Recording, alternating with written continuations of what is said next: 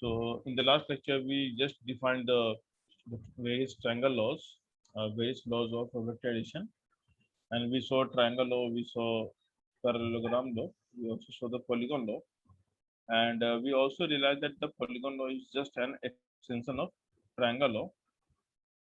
And also with the help of parallelogram law, we proved that the law of commutative for vector addition, that is, the addition of two vectors remains independent of the fact that whether you add A to B or you add B to A, both will give you the same answer.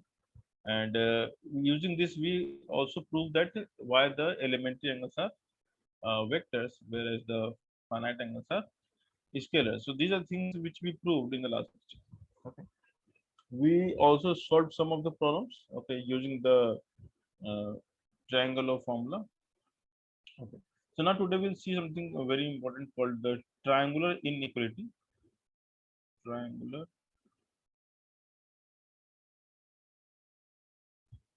or simply you can say triangle inequality.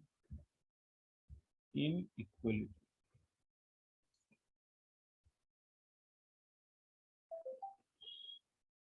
So what is inequality? It's again kind of expression which involves the less than greater than sign. So we say inequality. And if you only use the equal, then it's called equality. So inequalities are very common in mathematics, okay, and also in somewhat physics. So what is triangular inequality? So we know from the basic geometry, the Euclidean geometry, the plane geometry, what we know that in any triangle, if you add the two of the sides, if I say A, B, and C, if you add any two sides, then it is bound to be more than or equals to C. And so you can say B plus C is more than equals to A. Or in fact, you can say C plus A equals to B. So this is what we know already from the triangle law. Okay. Now, similarly, if we apply the same concept in vector addition, imagine if we have a vector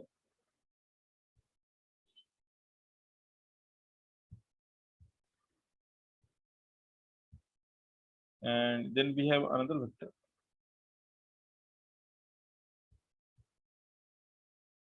And so we have seen that there will be one, let's say, resultant, and if I say this as A plus B, this is A basically, this is B. So obviously the length of A and B, if you add the A length and B length, then what do you expect? Is it going to be more than A plus B length or less than A plus B length? The length of the red and the green line is the sum of the length of green and red will be more than blue line or equal to blue line or less than blue line. More than. So it's definitely more than. So how to put it in words, like how to put it in expressions? We write mod of A, that is the length of A, plus length of B, that is mod of B, is always greater than or in worst case equals to the length of A and B. That's how we write. Sir, in So which case it is equal to? okay, it is equal when the angle between the vectors is 0. If theta is 0, then all will be in the same direction and all will become collinear. In that case, it is equal. So I can mention also, that's a good question. Equality holds when vectors are parallel, like parallel. Okay. So when the vectors are having same direction, in such scenario, the equality will, hold. Okay. Okay. Similarly, similar to this inequality, we also know that if you take the difference of two sides, I have to put a modulus because I don't know which one is bigger, then it is bound to be less than third side.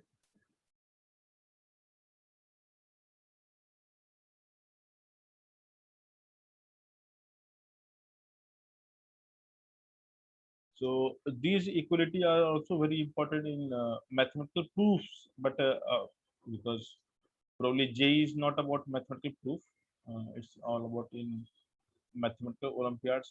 These things are very common. Okay, so now a mod of a plus mod of b is more than equals to a mod of a plus b. That's a very common thing. It's like the length of two side is bigger than the sum of the length of two side is bigger than the third side. That's very common thing. Similar to this, we can also talk about the difference of sides. So what you can say, mod of a minus mod of b, the difference of the length, I'll put a mods and big mod because I want positive, is always less than the third side, which is, so now you can see we have two inequality. The sum is bigger than the difference modulus, but the sum is less than the sum of their moduli. Okay, so if I combine 1 and 2,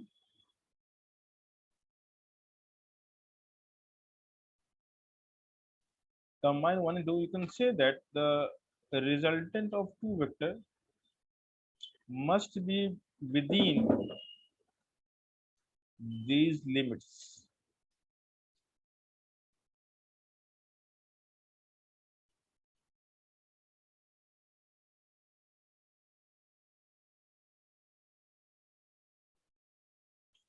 Okay, so now this is a very simple proof. And now how we can use it? There's a question. So let's say if I give you a triplets of three sides of a triangle, and you have to like identify whether this is a possible triangle or not. So let's say if I Sir, can you show last?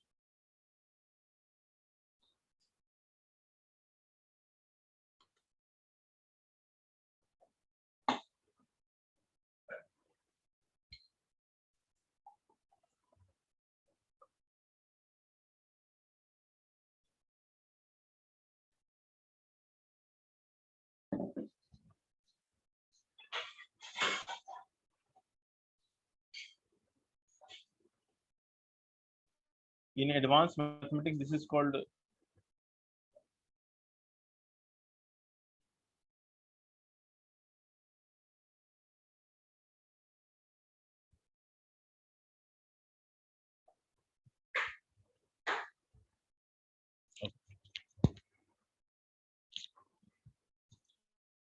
Minkowski inequality, and it was used in the proving some of the theorems of Einstein actually. So in higher dimension, these things So are this used. triangle one, Pardon? this triangle one is Minkowski inequality. No, this Minkowski inequality is for the n-dimensional triangle. Like so far, we only learned 2-dimensional, 3-dimensional, right?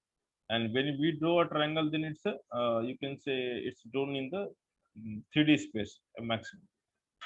But in higher dimension, the same triangle law is called Minkowski inequality. That's like some name. That's don't know. Please, you can ignore the fact. Okay.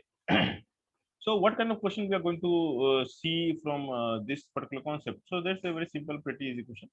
So they will give you some triplets. Let's say I'm giving you 1, 1, 1. And now there is a simple question. Is it possible for with the three sides like this to create a triangle? Can we create a triangle? If the answer is yes, Yes, sir. then it's possible. Else it's not possible. So what we can see? Yeah, that's true. Because if you choose any random two value, and if you add them, you will see that it's bigger than third. And if you subtract, you will see that it's less than the third. So this is a valid triangle with the three sides. So it's a like equilateral triangle, like you can see clearly. If I say 1, 2, 3, what do you think?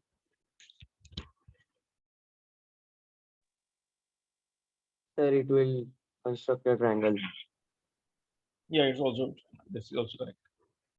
If I give you 10, 5, 20. Now these three sides, is it possible to make a triangle? No, sir. It's not possible. because if you add the first two, it turns out to be less than third side, which is not possible. It means this three numbers we cannot put into a paper as a triangle. That's a simple thing.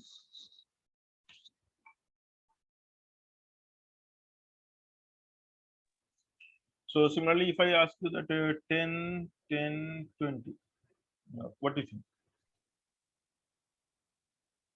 Is it possible? Yes, sir. Yeah, sir. Yes. Yeah, definitely it's possible.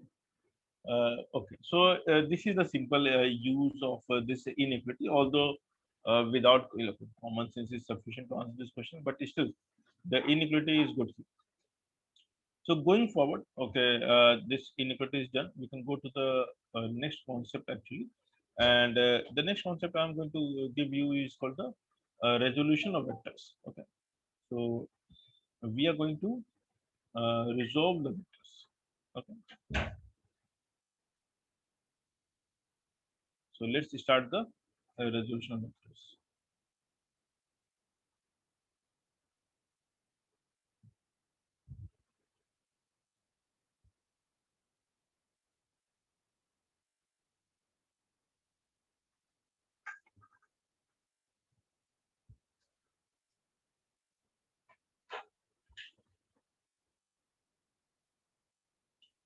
Now the question is, what is the meaning of a resolution of vectors, and why we need to learn the resolution? So now when you write a plus b, now this shows the intent that you want to find the. This is the intent you want to find the resultant of a and b. But let's say you really want to find the value. What is a? What is b? What is the exact length? So if you realize that to add the to find the magnitude, what we did, we first uh, we completed the right angle triangle by extending the given triangle, and from there we got the base and the height, and from there we use the Pythagoras to get the magnitude of the third side. Okay, so now similarly, if we have more than three vectors, then Pythagoras will not help, because Pythagoras is only meant for the two vectors. So the motivation behind resolution learning this concept is that we can deal with any number of vectors. So it is not restricted to just two. Another question is, what is the meaning of addition? Addition is a property of basic algebra. So when you add something as per the rules of algebra, so addition is a basic property of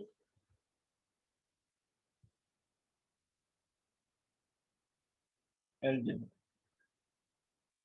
So I'm not talking about the vector algebra. I'm talking about the algebra which you know. Okay. The algebra. So now what is the algebra doing there? So algebra says that you can add 2 with 3. That will give you 5. That's nice. And what is the meaning of 2 plus 3? So you can think 2 plus 3 as something like you begin from somewhere 2. And plus means you go towards the plus x-axis by 3 units. 1, 2, 3. And where you will land up is you start from here, and the plus is saying that go towards the right by 3 units. And where you land up on the line is called the 5. So you write 5. So that's how we write the addition. So now addition of the numbers are possible. So we can't add vectors. And that is the precisely reason behind the resolution. So when you resolve, you try to see the components or the various effect of vectors. So what you do is you resolve the vector along two mutually or maybe three mutually perpendicular direction, as per the whether the space is two-dimensional or three-dimensional, and then you make the rule of addition applicable for each direction individually. So this will be clear with the example, not now. So what you can do, you can start like this. So we'll start with the two-dimensional example, and then we'll try to extend this to the three-dimensional. So let's say this is y-axis, this is x-axis. So let's draw any vector starting from the origin. So okay, let me do one random direction. This is the vector. You can call this vector by any name. So Let's call this vector A. So now this is the tip of the vector. This is the tail of the vector, tip and the tail. Then what we do next? We simply draw the perpendicular from the tip to the x-axis, and we draw the perpendicular from the tip to the y-axis. This is what we do. Okay. So now we have dropped the perpendicular from x on the x and on the y. So the corresponding length where it is touching the x-axis is called the x component, and where it is touching the y-axis is called the y component. So what is the x component? The x component is defined as length of perpendicular from the tip of the vector along the x-axis. So this is nothing but OA. And what is y component? It is OB. Now, if we know this length and if we know the angle, then it's pretty easy to find the each component. So can we say what is OA length? If the length of the vector is A and the angle is theta, can you guess the OA length using some trigonometry? Because at the end of the day, So it is So it is tan theta into A dash. A dash, Oh, sorry, A vector. A vector. No, you can't resolve the vector. Vector is vector. You can only resolve the the length. magnitude of vector. I mean, So length yeah, of I'm vector. asking what is the length? What is the, let's see, if the length of the vector is A, what is the length OA? This is what I'm asking. What is OA length?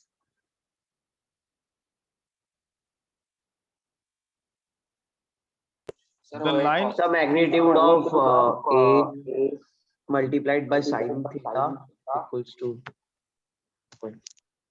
oh, sorry, cos so theta. So OA cos theta. correct. If we have a triangle of length A and this is theta, and if I'm asking what is this length, so this should not be a big issue. So what is this length? It is A cos theta. And what is the length? This length? The AP. A sin E theta. sin theta. So the x component of OA, the x component of the vector is OA, like this is A cos theta, and the y component is A sin theta. So you got the component, and now we would like to know or want to express the given vector in terms of this component. So how we can express the vector in terms of the component? So we have already studied something called the unit vectors. So we know that the x direction represents the direction called I cap, and the y represents J cap. j cap.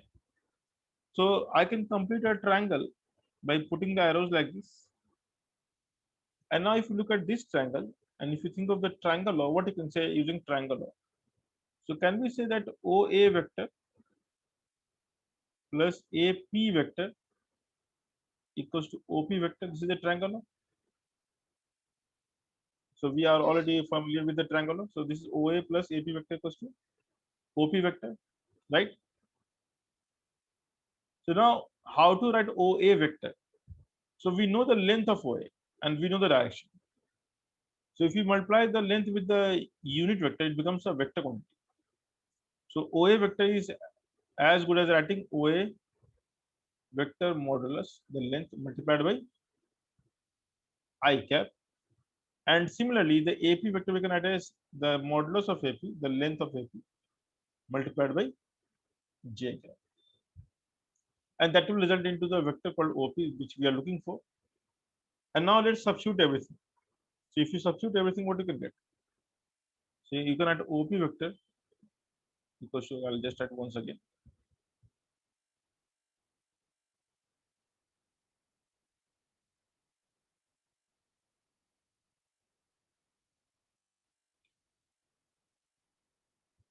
So now we can write what is OP? OP is basically representing A actually. and then you can write as OA. OA is A cos theta. And what is AP? It is A sin theta. Now, when you express a vector as a sum of its component vectors, because see, this is the component and this is called component vector. So if I write this entire thing, this is called component. But if I write this complete including I, we call component vector.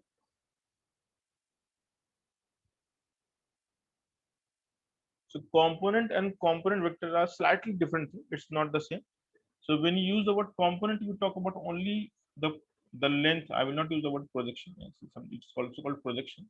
So component means just the length of perpendicular which you draw on different axes. And when you include the I cap, then it includes the direction as well, and therefore together it is called component vector. So these are very slight difference that you need to be careful about. So the A vector is equals to how much? The A turns out to be A cos theta, which is the x component, I cap plus A sin theta j cap. And now there is a way to represent it in shorter form. So generally, if we do not know theta, we have no idea about theta, then we express this as ax, like some value which we don't know, I cap plus ay, some y component which we don't know, into j cap. So any vector in two dimension,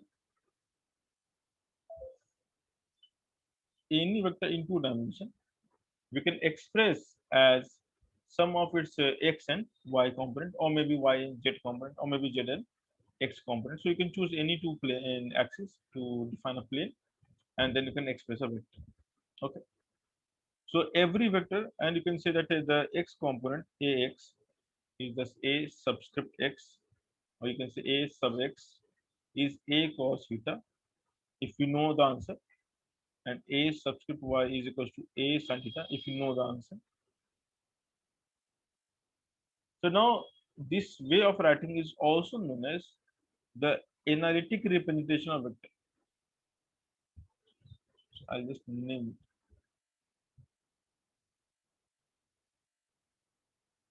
So this is the general formula.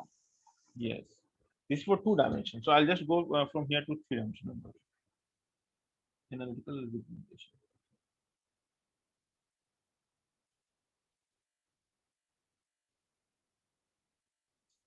So when you express a vector as a sum of its component vector, once again listen carefully. When you express a vector as a sum of its component vector, then such way of writing is called analytical representation. Is this clear?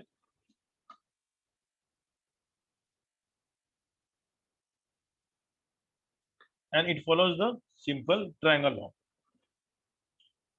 law. So now look at this some example for practice.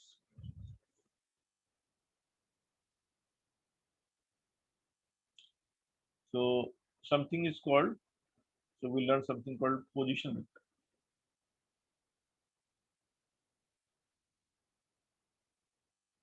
Now this is a very important concept in physics. So what is position vector?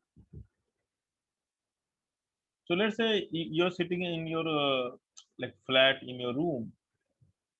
So on a big if we talk about the space like a city of Mumbai, then you or maybe your room is essentially representing one dot in this city, just one dot. It's a very small space. So although within the dot we have a lot of space, but I'll consider the entire flat or the building as a one dot. That's very small. So now let's say this is your flat, a very tiny flat, and I'm considering it's a dot. And now if I draw the xy plane, maybe I will draw something more also later on. Then the position vector is nothing but the vector representing this dot from some origin. Now, origin is my choice, where I choose the origin. So the definition says It is a vector representing a point in space with respect to some origin, like somewhere I need to start with. And this is the beginning of physics, like the kinematics, because the position itself is meaningless unless the origin is not defined. For example, if I ask you how far you are from what, that's meaningless question. How far you are, so you need to ask that from where. So unless you will not ask about the origin, like from where you want to calculate the answer, the entire question becomes meaningless. So position vector is the way to express someone's location with respect to some origin. Like some origin must be there so that you can say this far in this direction. Okay. So by definition, it is a vector representing a point in space with respect to some origin. So in mathematics we say origin, in physics we say some frame of reference. So there is a word for origin in physics. It's called the frame of reference. So we'll not talk about this here. That's a part of the difference. So now if I say this as R vector, because that's the notation we use for position vector. So R is for the radius, okay, and it's like radius. So now the length of this vector we can say R. And now generally how we represent a point in a plane. So you know that you write something called x coordinate, you write something called y coordinate. This is how we write, right? So your house, your home, or this dot is representing one pair of numbers called the coordinate, and the first number is called the x coordinate and the second number is called y coordinate. We all know this. So the question is how we can express this r in terms of these coordinates. So for that you have to do a simple perpendicular. So you start from here, you draw a perpendicular.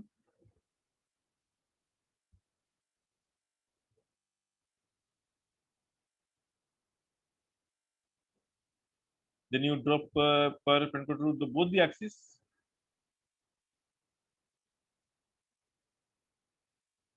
And then you try to complete a triangle. Now you may ask why you're completing a right angle triangle now, why not some other triangle? Because the length x and y we can use, actually the x and y we can use as the length of these two uh, sides. So we can say that what is OA in length? What is the length OA here? X A sine R. It's x coordinate, and the x. X coordinate. Yeah, and what is AP? Y. Y component. So now it's very pretty easy that the length we can express as a each element of the coordinate x and y.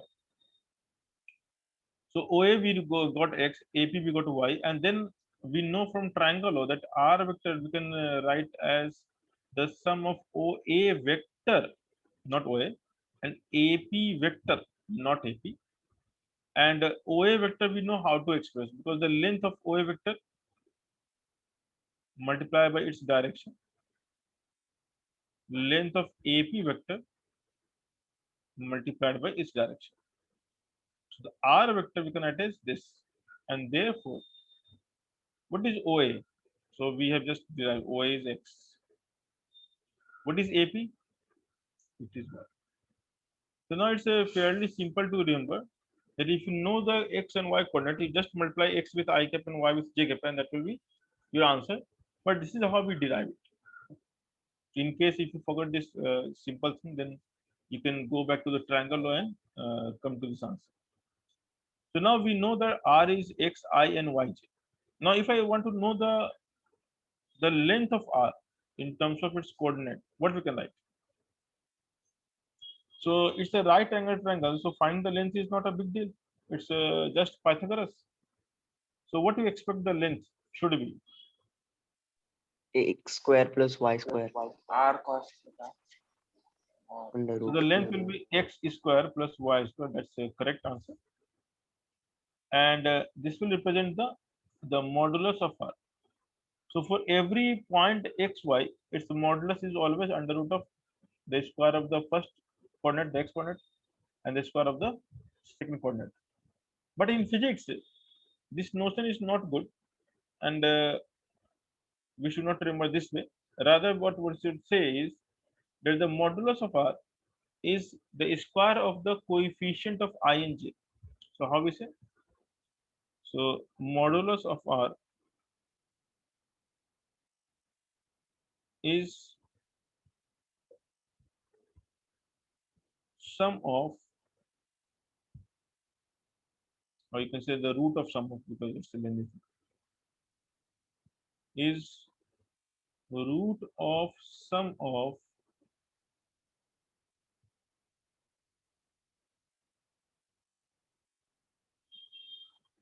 square of coefficient of I and j. Now, what is coefficient? Coefficient means the multiplier, the number which you multiply with before the I and before the j. So if I write in general, let's say r equals to sine omega t I cap, and if I write cos omega t j cap, and if I ask you what is the modulus of r, what is the length of r, what will you say? Sine omega t square plus cos omega t square under root. So it will be under root of the coefficient. Now these are the coefficients. Sir, 1, right? Yeah, one is right. Yes, sir, that. So it is sin square omega t plus cos square omega t, and this turns out to be 1. Okay. So the way to understand in physics is slightly different from the mathematical way, and you have to be Sir, carefully. isn't Yes. it in modulus? Because if one will come, it will plus or minus, so it will be in modulus. No? Modulus is always positive. Can't take negative. Okay. So when you're finding the length of a vector cannot be negative, isn't it? So is it possible for the length to be negative? Tell me. No, sir. Exactly. So the modulus, when you're finding the length, it's always positive. No need to bring the negative sign. So let's say if I give you r equals to t square I cap plus 2t j cap, then what is the modulus of r?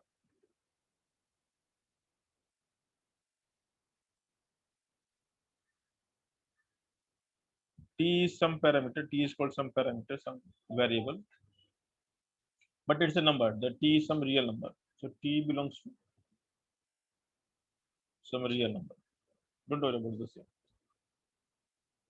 So what you can say, what is the modulus for r here? Under root t raised to 4 plus 4t square. Correct. So it's under root of t raised to 4. So t common, t outside of that. Yeah, you can take t outside. That's correct. And what you left with is t square plus 4. T square plus 4. That's correct. So now the x and y we can substitute by any random thing. So I may ask you that this question. Let's say if I write r equals to maybe a cos theta I cap plus b sin theta j cap. So what is the mode of r? Under root a square cos square theta plus b square sin square theta. Sin square theta.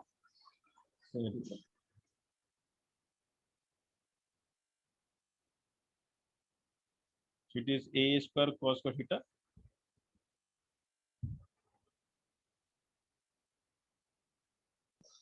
B square cos square theta. b square sin square theta, no? Sin square. Sorry, sin square theta. So this is how we write the modulus. Now, because we have learned how to write the modulus, so we can come back to the previous page, and you can realize that the mod of a here, because this is the eventually coefficient of x, coefficient of I and j. So the modulus of A will have the similar way of writing, and you can think this as a Pythagoras of AX base and AY height, and therefore you can write this as AX square plus AY square. So finding the modulus is a pretty easy thing, and that is what we do everywhere in physics. So I hope this is clear to all of you. How to write the modulus?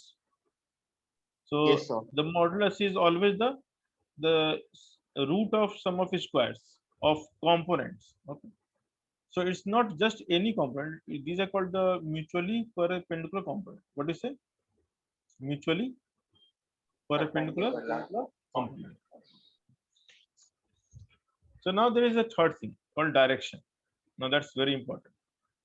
So I will talk about direction in detail in context of vector.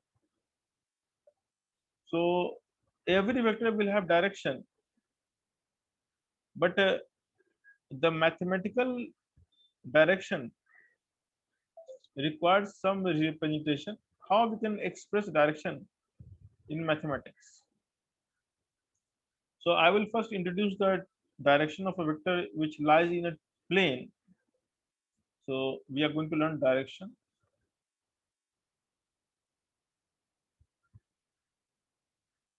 of a vector which lies in a plane. Okay. So imagine if you are in some empty space, okay, and you can't see anything nearby, like there is no physical thing nearby. And let's say I put you in some empty space. Of course, you have everything. You have a space suit and all, so you're not going to die. You are with every equipment, but you're in the empty space and you can't see anything in the vast infinity. And if I ask you what is north, what is south, what is east, what is west, then it's meaningless thing.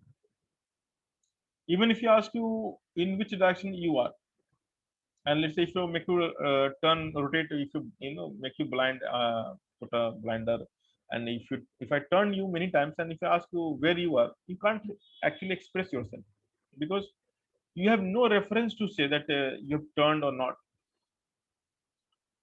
So the absence of reference will make you meaningless. The direction becomes meaningless. So direction is only meaningful when we have some reference, and that's why I'm drawing the x and y axis, or so you can say it's a reference.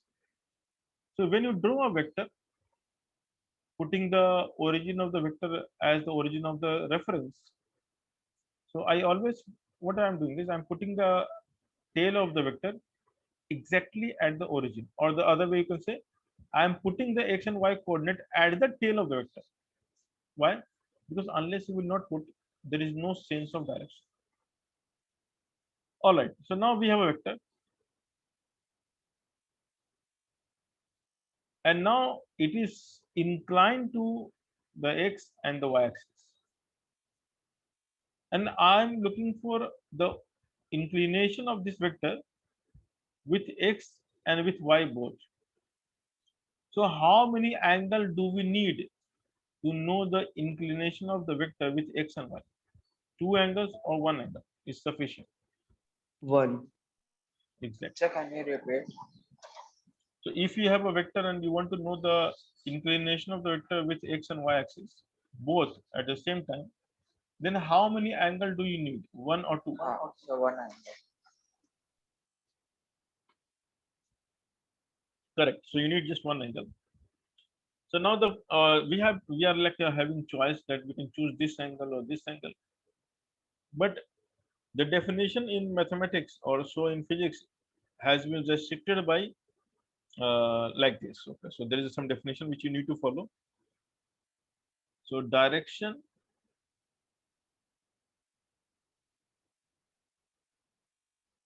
of a vector, direction of a vector is always, of course, I'm talking about in a plane.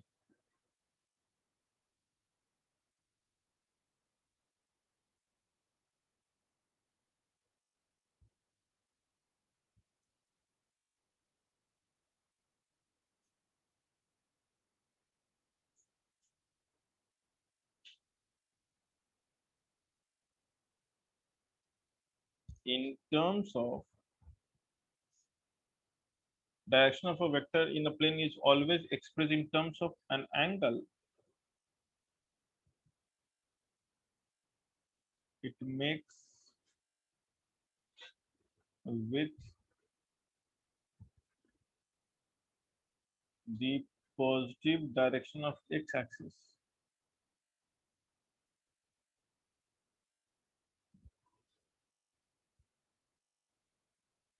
Taken in,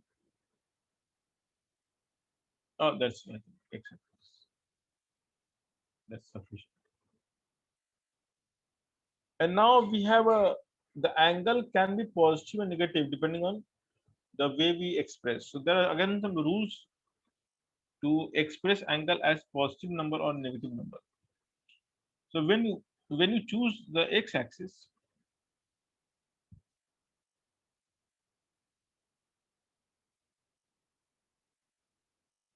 so when you choose the x-axis and you bring some vector, let's say I'm doing some vector here.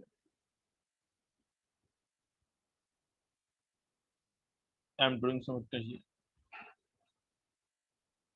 So I can draw some more vector also. So let me keep just two as of now. So let's say we have two vectors A called A and B. These are two separate vectors. This is your x-axis.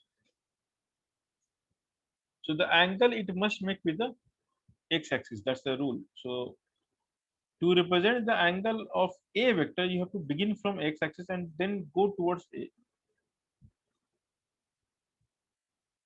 And then to find the angle of B vector, you begin from x and go towards B.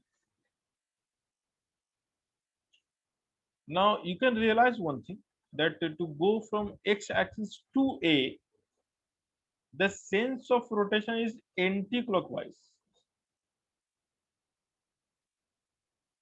But to go from x-axis to B vector, the sense of rotation is clockwise. I hope you know this clockwise sense. Yes, sir. Anti-clockwise. So anti-clockwise to be considered, As positive. yeah, That's and correct. sir, clockwise negative. So it is Yeah. applied on vectors also. Yes, it is a pattern vector. So anti-clockwise is also called counterclockwise. In some book, you will read the counterclockwise. In American, they use counter. British use anti. Counter.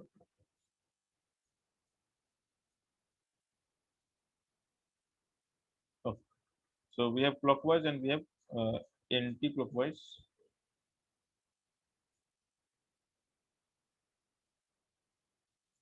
So when you measure the angle in the anti-clockwise sense with respect to the positive x-axis, then we take as positive number or we express as positive.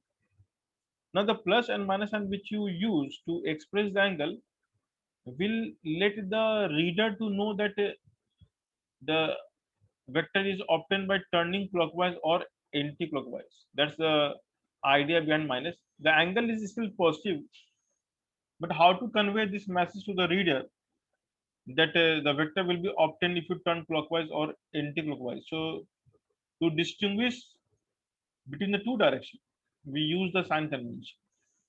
And it is just convention. It could have been the opposite also. I mean, I could have taken the clockwise positive and anti-clockwise negative. But because the literature is already written, and if I make any change in my class, it will not affect the all literature around the world, and so it will impose certain level of difficulty in reading. So that's why I will stick to the convention of the world. So I will not change the convention. Just convention is not to rule. It's not something that okay they can claim that as a rule. It's just convention. So convention is for the reader. Like you should know that the angle it makes with the x-axis, but to go from the x-axis to the given vector, okay, you have always two choice. So you can go either clockwise, you can go anti-clockwise. Okay, and if you're going clockwise and anti-clockwise, so how to distinguish this the same? Just putting a sign. So I think this is not a big deal. Now, why this convention is also necessary, that we cannot write the angle of a vector exceeding 180. So let's say if I want to represent some vector like this, just a minute.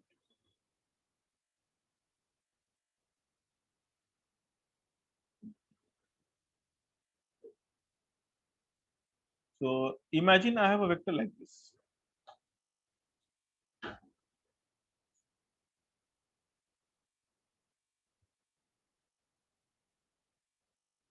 Now to begin from x-axis and coming to this vector, if I turn this way,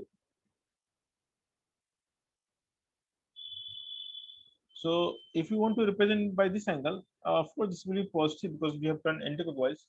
But the problem is this vector, this angle exceeds 180 degree. So it's not wrong. I mean, again, it's not wrong if you write theta maybe 270, maybe like something, not 240 or 230 or maybe 210, whatever. The idea is when the angle exceed 180, we don't write as an angle of a vector. So it is a very common convention that we should keep or restrict the answer. Okay, we should restrict the answer in value minus pi to pi. So the angle of any vector when we express, we restrict the value between minus 180 to 180. So we do not want to exceed this boundary of expression. And therefore, it is fairly good choice. Let's say if I say this angle as alpha, yes, it's a value. So alpha beta are value, not angle of the vectors. It's the value of the angle. So the theta, if I say this vector, let's say something f. So what is the angle of the vector f in this coordinate system? What is the angle f? So I will write the angle subtended by the vector f is minus beta. So I'll prefer writing like this. Why? Because the 2 beta is the angle which is less than 180. Okay. So It's this is coterminal angle of alpha. pardon. It's coterminal angle of alpha. It's not coterminal angle of alpha. What is coterminal angle? I haven't heard of this. I know complementary angle. I know supplementary angle. I know opposite It's angle. 360 minus alpha. That is That's called coterminal. Okay. I was not aware of this. Okay, fine. Yeah. So the beta you can express with minus sign. Okay. So the angle of a vector when we express, we always choose which angle? The angle which is less than or which is between the minus pi and pi. So if one direction is giving me more than pi and other less than minus pi, I'll go with the other one. That's the rule actually. Okay, that's a not rule, convention. Rule is the wrong word to say. I must restrict myself saying this word. So the idea is it's a convention, and we have to follow convention. Why? Because that will serve the purpose of all literature written throughout the world. Okay. So now the idea was to represent the direction. We don't say north, east, south, west. We just say the angle it makes with the positive x direction. Now, what happens if it is north, south, east, west? So definitely in such case, I will try to align my x-axis with the east and y with the north, and accordingly I will express again. So here the angle of the vector is the angle theta itself. The theta is the angle or sorry direction of the vector A. So in 2 dimension direction we express as a single variable theta. That's it. Okay, so it's not difficult. And therefore now we need to again go back to the this thing that how to express the angle theta. And expressing the angle theta in terms of component is pretty easy task. So we are already aware of the fact that the x component we can write as ax and the y component we can write as ay. And because we know the component, then writing theta is pretty easy. So what we can write between the what is the relationship between ay, ax, and theta? Which trigonometric relation will satisfy? Sir, A sin theta is equal to AY, A cos theta is equal to AX. Yes, but I'm looking for the relationship between a, y, and ax. So which trigonometric ratio will serve the purpose? Sir, So tan AY theta, tan theta equals to AX. tan theta equals AY tan theta theta equals to upon AX. ax, But we are looking for theta, so we can have theta is tan inverse. tan inverse of ax. Now, it is not necessary that every time the vector will be in the first quadrant. It can be in the second quadrant, it can be in the third, it can be in the fourth. And therefore, the ay and ax may have different sign as well. So you may get both positive, both negative, one positive, one negative. So all possibilities are there. Okay. So how to fix this issue of angle, the sign of ax and ay? So what we'll do is, okay, just a minute. So for every vector in a plane,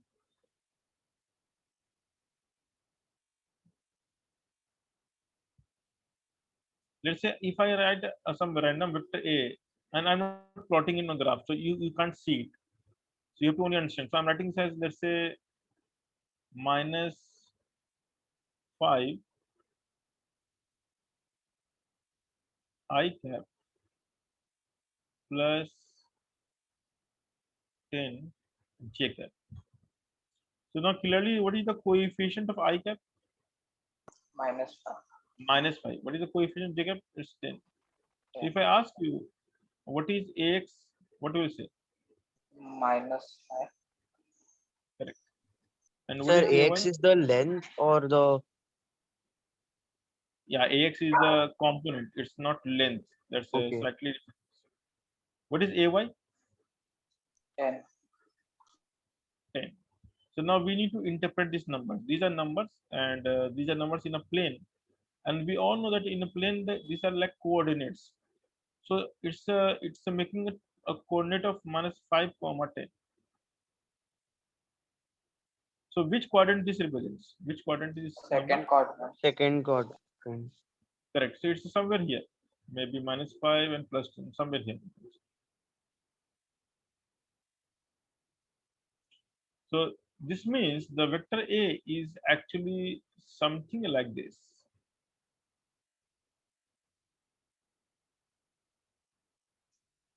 And therefore, the answer that I'm looking for, or you should also look for, is this angle. This is the angle of the vector theta. So finding this angle theta is slightly difficult. So what we do is, we always convert this into a simple right angle triangle by dropping a perpendicular. Drop a, and now you have a very simple looking right angle triangle. Okay. I hope this is not difficult.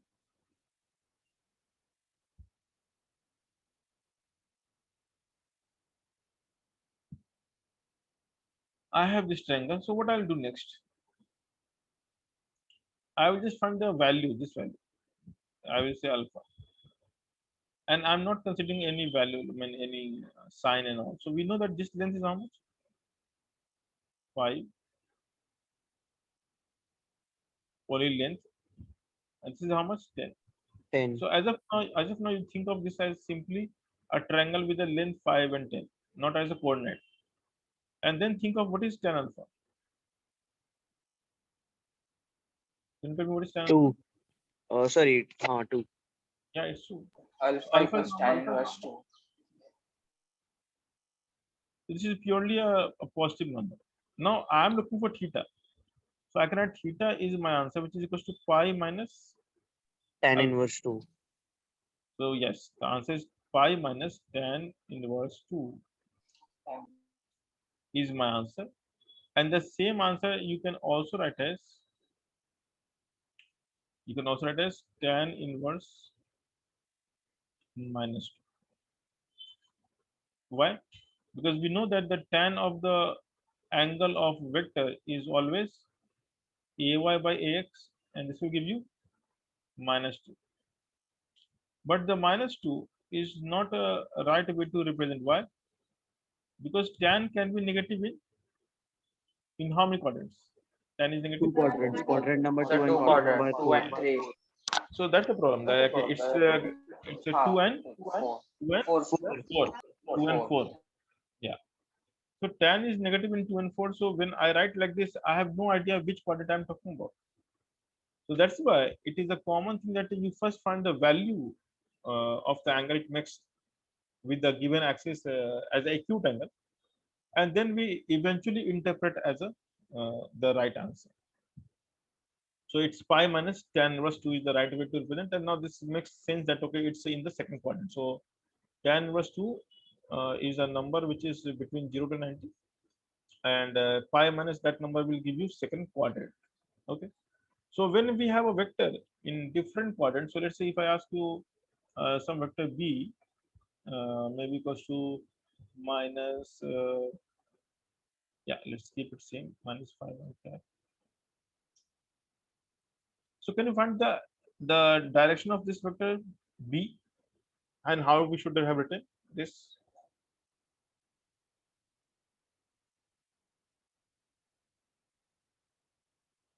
Can you solve this question?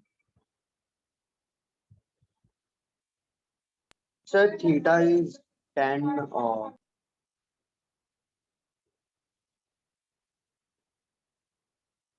Please draw the diagram first. Check the quadrant. Find the alpha in that quadrant, and then try to express in a suitable way. So I'm giving you maybe 3 minutes. Sir, pi minus tan inverse 2 because it is coming in the third quadrant, and in that tan is the ratio of tan is always positive, so it will be pi minus tan inverse 2. How many of you will agree with this? Because the pi minus tan inverse 2 is in the second quadrant. We just proved. But the B looks in which quadrant? Which quadrant do you think of B? Tell me, guys. The fourth quadrant. The B is in which quadrant? Third quadrant, sir. This is in third quadrant. That's the right answer. Too fast. So now you have realized it's in the third quadrant. Then what do you think? What should So sorry, it will be 3 pi by 2 minus tan inverse 2. 3 pi by 2 minus Tan tan inverse 2. Okay, yeah, but is it the angle between minus pi to pi? Is it exceeding pi, or you think that it's less than? It's between minus pi and pi, because we should write the answer only between minus pi to pi. Yeah, So sir. what? So then theta will be negative, as you said in the last. Correct, correct, correct. So it will be negative of pi minus. Okay, Tan inverse 2. correct. So it is, if you plot it,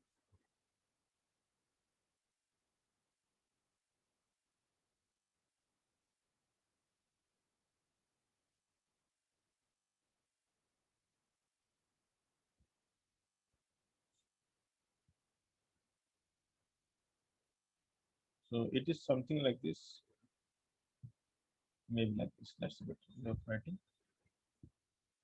And you draw a perpendicular. This we know, this is alpha, we know, this is 10, this is 5 numerically. So Sir, I got pi minus tan inverse of 2.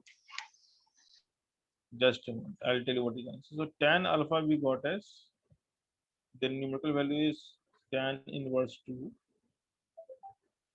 So now we have two choice. Either you go this way, but that is not a right way to represent because that will exceed 180 degree. So this will reject. And we have a better way of writing. And if you go this way, so this angle is how much? This is pi minus alpha, the value. This is the value, right? But our theta will be how much?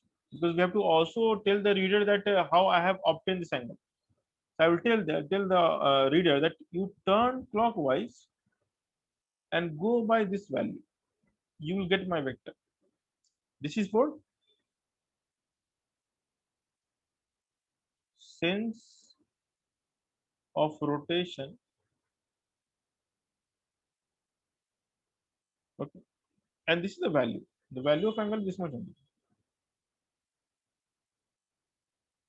So the plus and minus sign, the sign that we put before the angle is for the way you should turn.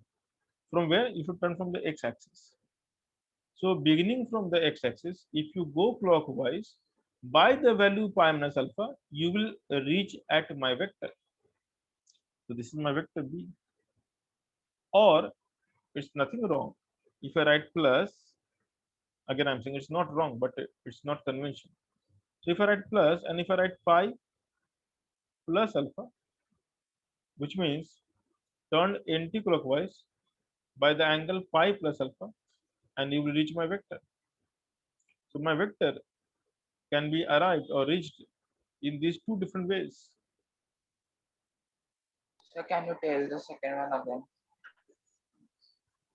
You begin from the x-axis. The plus means this is So anti-clockwise. This is anti-clockwise. So plus one minus. So turn anti-clockwise by what value? Pi plus alpha. This is alpha. This is pi. So if you turn pi plus alpha, you will reach my vector. So to reach the vector in 2D space or in 2D plane, beginning from the x-axis, you can turn clockwise or you can turn anti-clockwise. But we represent in a way which is giving us the angle between minus pi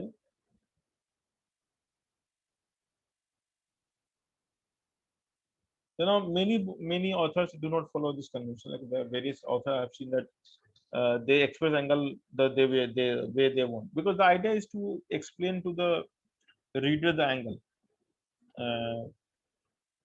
It's like grammatical correctness if I am representing first method or second.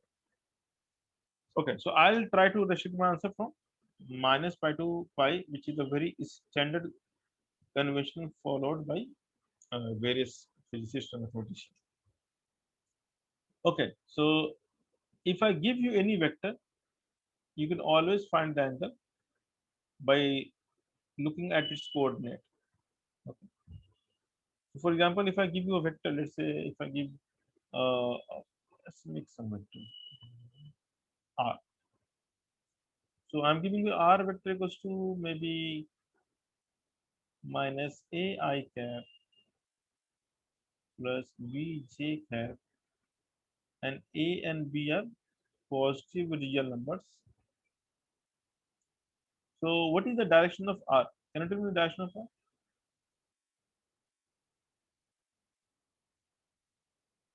The first quadrant. So which quadrant is this? First. No. Sorry, it's minus one. So it will be second. Yeah, it's a second quadrant. So tell me the answer. How you are going to express the answer then?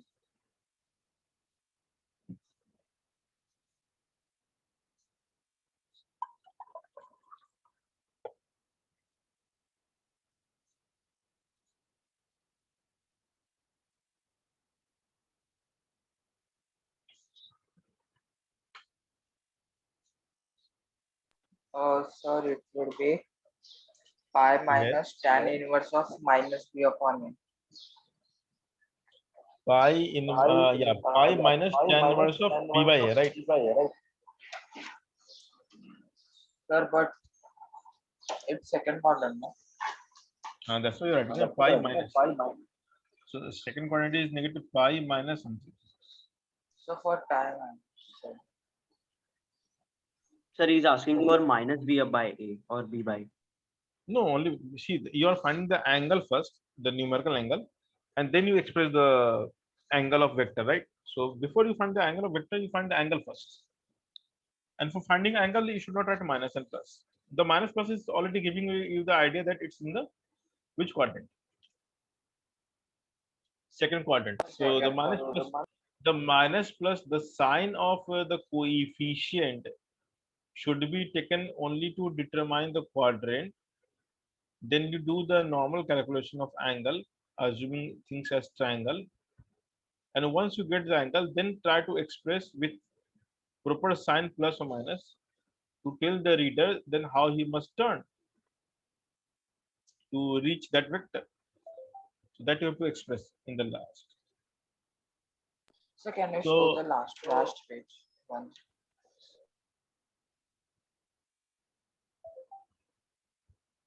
so Sir, how many of you have not understood this concept? Like this is very important concept in physics. oh हाँ sir मैंने वो देखा. Sir, please will you give example of fourth quadrant? Yeah, just a moment. So okay, this is if this is clear, I can give you example. Let's say the force we represent as 10 I cap minus maybe I can take 10 root 3 J. So find the direction of force F.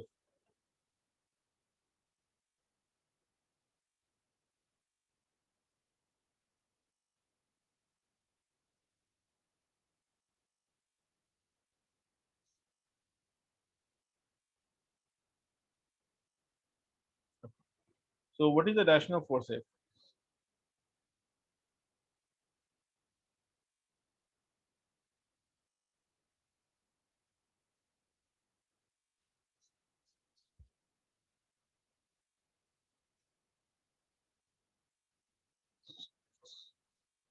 Sir, pi.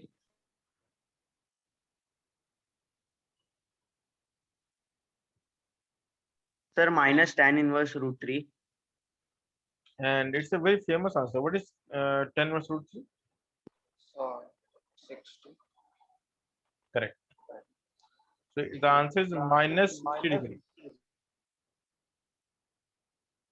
or pi by minus pi by 3.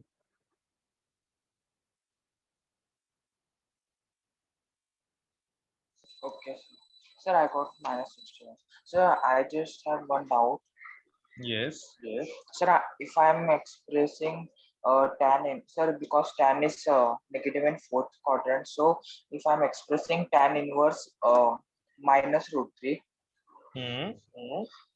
sir, then Then minus root 3's value will there are be two changed. possibilities. If it is Sir, minus 50, then there are two possibilities. It may be in the second or maybe in the fourth. So you will never be sure that which quadrant it is talking about. So it's good to know the exact answer. So to remove this ambiguity, we are doing this. Because every trigonometric function will have positive and minus sign for a pair of quadrant, and that's true for the every trigonometric function. For a given pair of quadrant, it will be positive, and for another pair of quadrant, it will be negative. So if I just say plus or minus, then still it is ambiguous to the reader that which quadrant it does. I mean, the writer is trying to express. All right, so this is not difficult. So you can, by looking at the coefficient of I and j, it's easy to predict the quadrant, and it turns out to be which quadrant? Fourth. Fourth. So because it's the fourth quadrant, so we can write as maybe it's 10 and it's more than that. So something like this. All right, so now you can draw a perpendicular. And now by some time you will become very much habitual. I think the practice makes perfect thing will be applicable here. So we can do it mentally.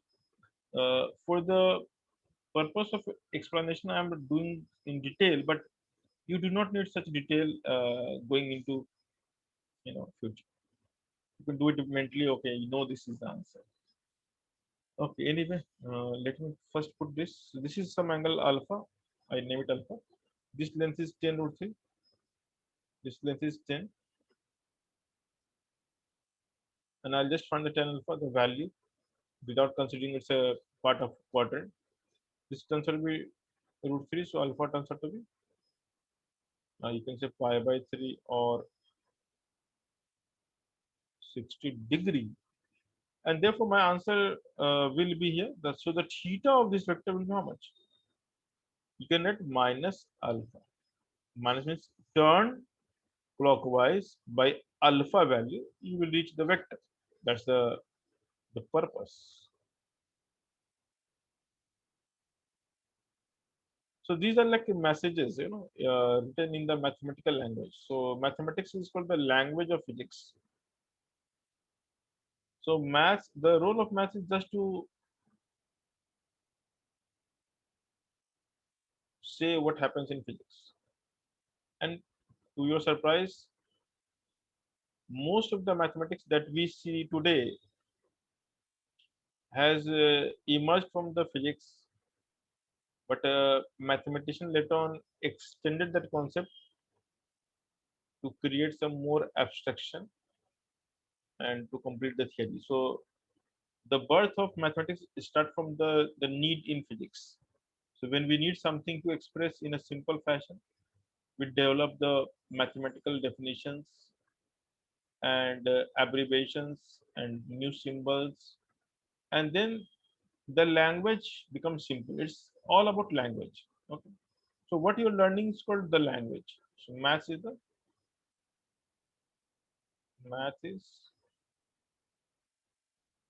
language of physics. So when you go in future, when you learn physics at advanced stage, the language is really difficult. So you need to learn a lot of language. Means, in short, mathematics. So higher physics is all about mathematics. In fact, Einstein needed a lot of mathematics, and he actually went to many mathematicians to offer some better language. So when the tensor was developed by some mathematician, so Newton first used that concept of tensor to explain his uh, Einstein field theory. Okay, something difficult. Okay, anyway, so mathematics is really, really challenging. So even till date, I learn mathematics, to be very honest. So the mathematics, if you understand the way it should be, you will feel okay, it's just a language. It's not a cumbersome process. What happened to you? Why you seeing electric current? It's a tensor quantity. Acha, how you know it's tensor? Sir, I had seen in one of the videos in YouTube in back 1 year before. Okay. So now I will say that please refrain all of you from the tensor world. So for advanced, for J advanced and even Olympiad, we are only confined to the concept of scalars and vectors. And tensor is something which we should not even think about. Okay, it's a highly avoidable thing because it will only distort your idea of present idea of vector and scalars. So tensor is nothing something. Everything is tensor. In fact, every vector is a tensor. So now you don't know what is tensor. Every vector is a tensor. Okay. And electric current is not a tensor for your kind of information. That's why the knowledge is dangerous. It is the current density which is a tensor.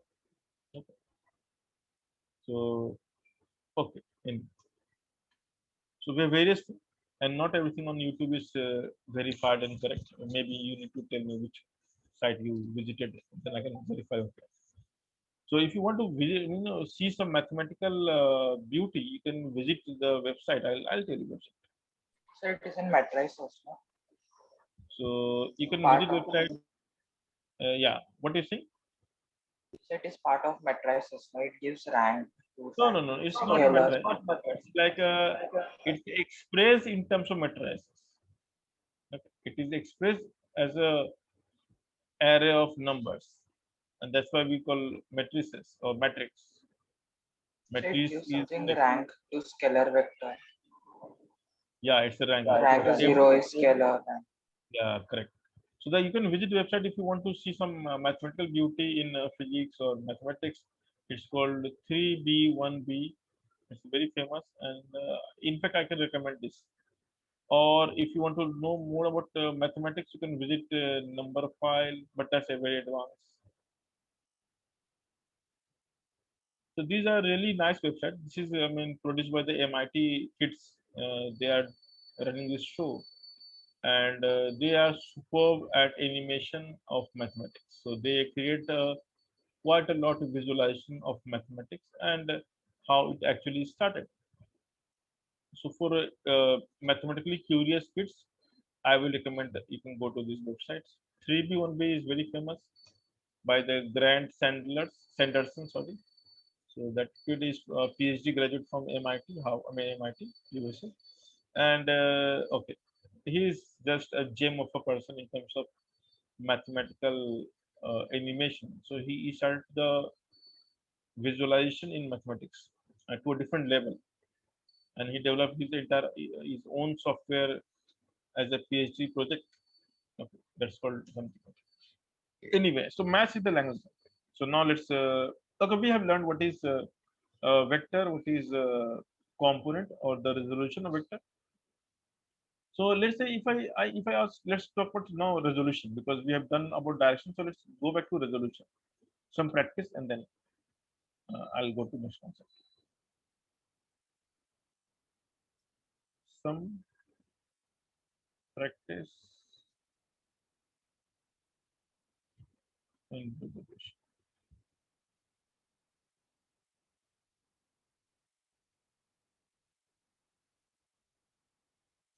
So now a resolution of vector is a very important concept in physics, and the idea behind the resolution is pretty simple. We want to add the vectors and know the end effect, but we cannot add vectors which are in different direction. But if we choose some two randomly mutually perpendicular direction, and if we randomly call one as x and another as y, and if I resolve every given vector in those two components, then all the x component we can add together and all the y component we can add together, and there we can see the eventually the net vector. So we'll see some examples and then we realize what I'm saying. So let me draw some vector first.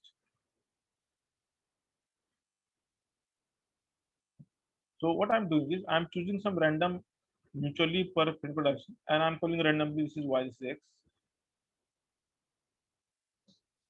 Now we are not supposed to think this way only. I mean, you could have taken x and y even like this, and you can say this is my y-axis. So it's not like every time you have to draw horizontal and vertical lines on your notebook. No?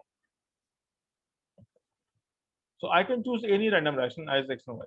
That's what I'm saying. But they should be only mutually perpendicular. That's the only idea. And rest there is no restriction.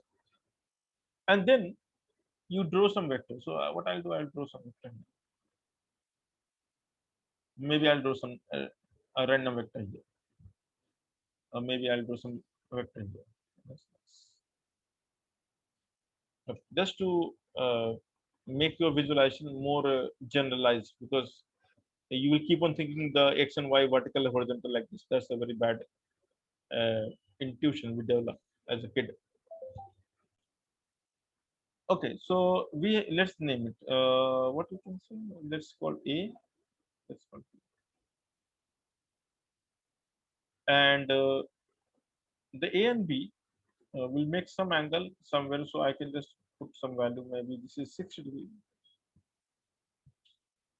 and this I can put 30 degree. That's good. Okay.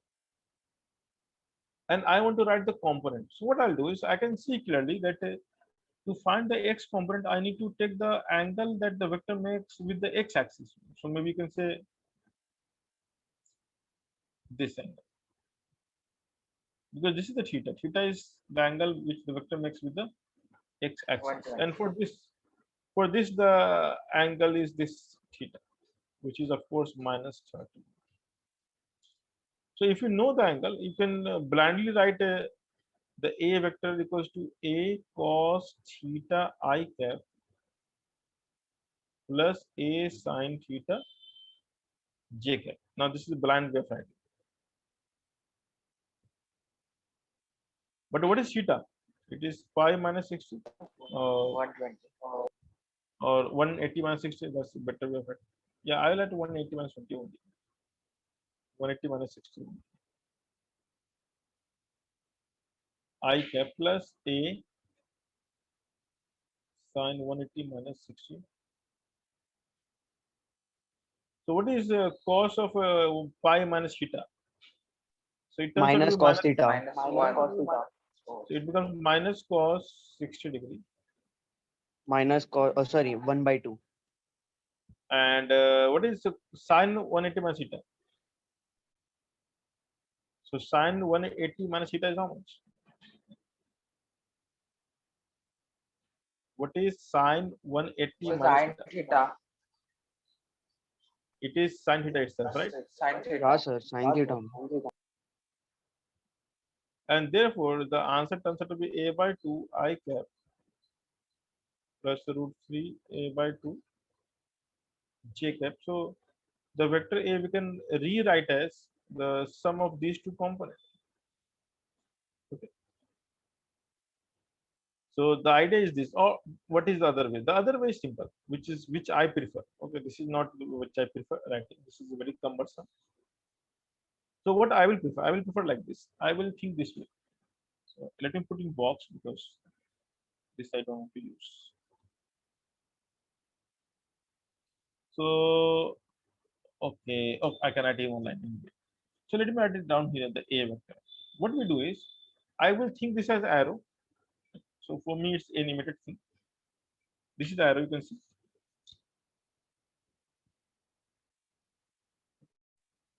So you can see this arrow. And now you turn this vector, keeping the origin intact. Don't shift the origin. Keep the origin intact and turn this vector, okay, along the nearest x-axis and nearest y-axis. So for this vector, the nearest x-axis is this one, right? The negative side. This is closer one. So I will not turn from here to the positive x-axis. Rather, I will turn to the nearest x-axis, whether it's positive or negative, I don't care. So I can turn the vector from A to this side, which is negative x-axis. So what I can write? A turn towards the angle this direction. So from vector A to the nearest x-axis, what is the angle? Tell me. 60. Yeah. 60. But this axis is plus x or minus x. Minus x. So you just had sign minus a cos 60. That's it. So we take the cos of the angle you turn. That's the rule. What you take? Cos of the angle you turn. It's not cos 60. It's cos of the angle you turn. Okay. And then you put a I cap. Minus I cap. In a way, you are writing minus I cap. You are writing like this. A cos 60, because that is the component. And in which direction? Minus I cap. And then from the same vector, go towards the nearest y-axis. Which one is above or below? Above. Which axis is? Yeah, the above is closer by. So you can turn from the vector. How much you will turn by cos? 30. 30 Yeah, so you write degree. a cos 30. Because we always write the cos of the angle rotated, and now you are pointing towards the j direction, and that's the answer. No need to write, mug up the sine and cos. It's not sine and cos. It's only cos actually. And we always write the angle rotated by the vector, and we take the cos of that angle, and we know that it turns out to be the cos 30 is sine 60. Therefore, the sine comes. So it's only cos. Actually, there is no sine, because we know that cos 90 minus theta is automatically sine theta. Sir, in every part of the graph. Every. It is a very general method. Oh, okay. This one. It's not restricted to this question. It's everywhere. Now, since you know this concept, can you express the b vector quickly?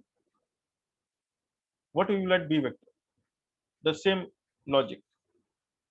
Don't take minus and plus Sir, and all a angles. cos theta plus B beta B. It's we are Sorry, talking about sorry. B. B cos theta j cap plus B cos what is theta? What is Sir, B cos 30 degree. B cos j 30 cap degree? and J I cap? cap. a I cos. cap. I cap. Yeah, makes more sense. Plus uh plus Yeah. B plus B cos now 60 degree. Which direction? Which direction? Sir, minus J cap. Correct. So that's correct answer. So it's a B cos 30 I cap and B cos 60 minus J cap. And it's pretty easy to express any vector in its component. We are not bothered about the sign and cos. It's the vector multiplied by cos of the angle turned into the direction which you're looking for. Like if it is I cap minus I minus I. Okay. So So cos it's only, good no? to pardon? So cos, we will take cos only, no? Only cos, only cos. There is nothing called sine. There is nothing called sine at all. It's only cos actually. The sine is the automatic choice because you know that cos 90 minus theta is sine theta. So that's why you make the choice. Sin theta. So it is only cos. There is nothing called sine. Okay. So let's do it for the real example of physics. Let's say Sir, can you show the previous page for 1 minute?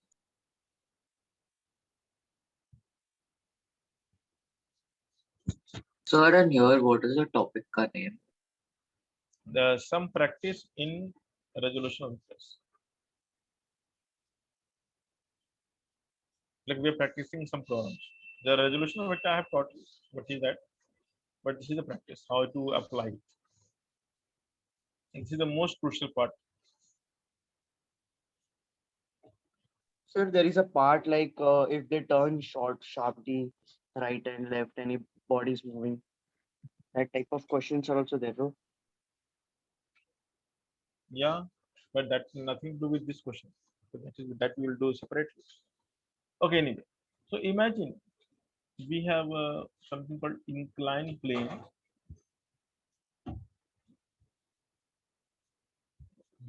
Plane, something like this.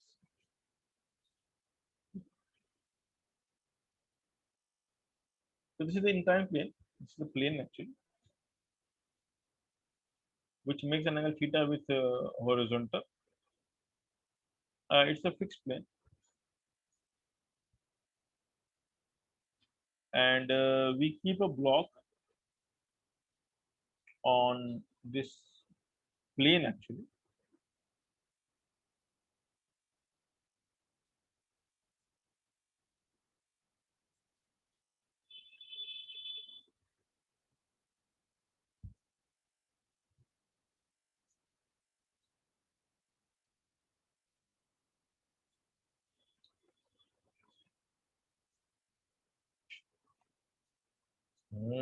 Good.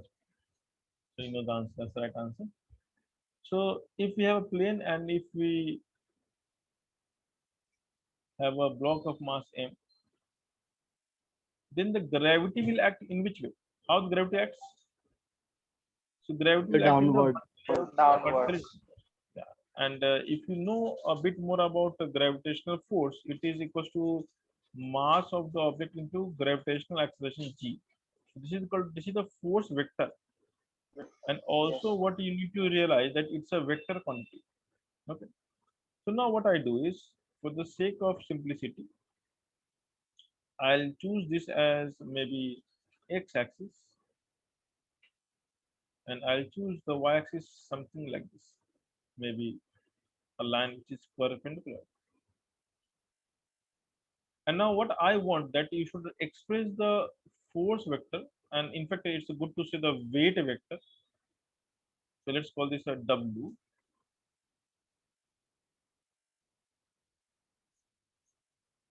So the weight vector, I want answer in terms of I cap and j cap. Can you tell me the answer? Weight vector. It would be 0, no? Express the weight vector in terms of I cap and j cap. That's the idea. And why it will be 0? The vector, why Sir, vector is 0? because say it would be null vector. Sir, because I Okay. also I saw before that if gravity is working perpendicular to the object, then it should be something like that. Yeah, I got your point. I got your point. But what you're thinking is in some other direction, which is correct, in fact. But what I'm asking is totally different question, and you fail to understand the question. So what I'm asking is, can you express the gravitational force as a vector? That's it. I'm not saying solve the question. I'm not saying that find the acceleration, find the velocity, whatever. So I'm saying that if you have a given vector and if you have given a coordinate system, you know the origin, you know the x, you know the y. Can you express the vector? That's it. So you can, if you want to, you can go back to the previous page. You can try to understand here. Sir, no, I understood. So my question is different from what you think, what you're thinking right now. My question is, given a vector and given a coordinate system, can you express in terms of the component? That's my question. Okay, tell me.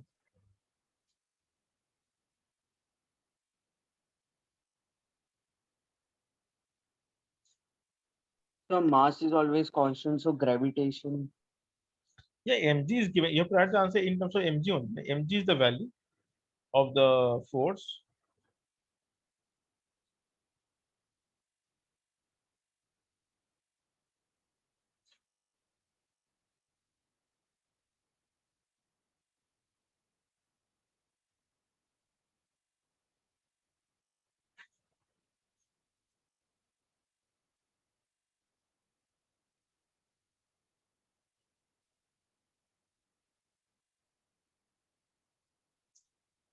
Sir, the theta, which is in That the you third have to figure quadrant. it out. So the force, the mg is in which quadrant? Third quadrant, It's sir. the third quadrant. Correct, correct. So now you know what to do next. You can extend the x and y axis and probably can see the angle, or you can find the angle using basic geometrical construct, and then you can express the answer in terms of I and j. This is what I expect you can do.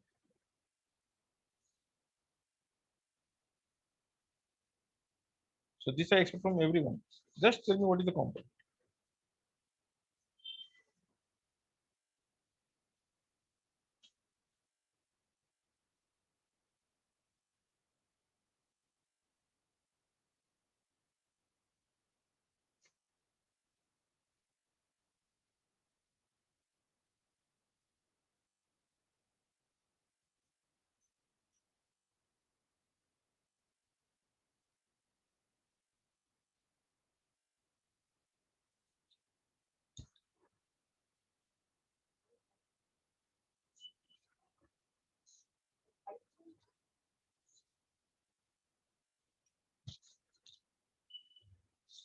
Okay, so I think this requires some help.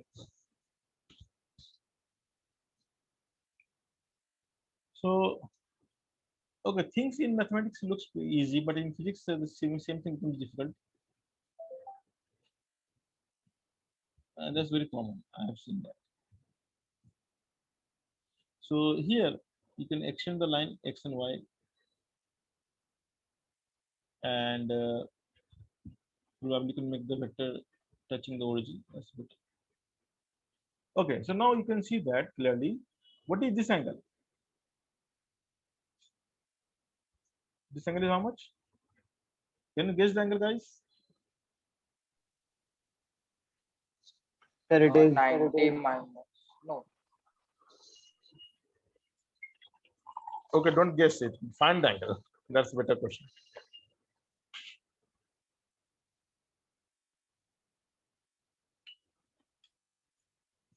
Anybody here there who can tell me the answer? I think Srishti and Yusuf are also there, and I haven't heard your voice for a long time. sir, tan inverse of You have to use the construct to tell me the answer.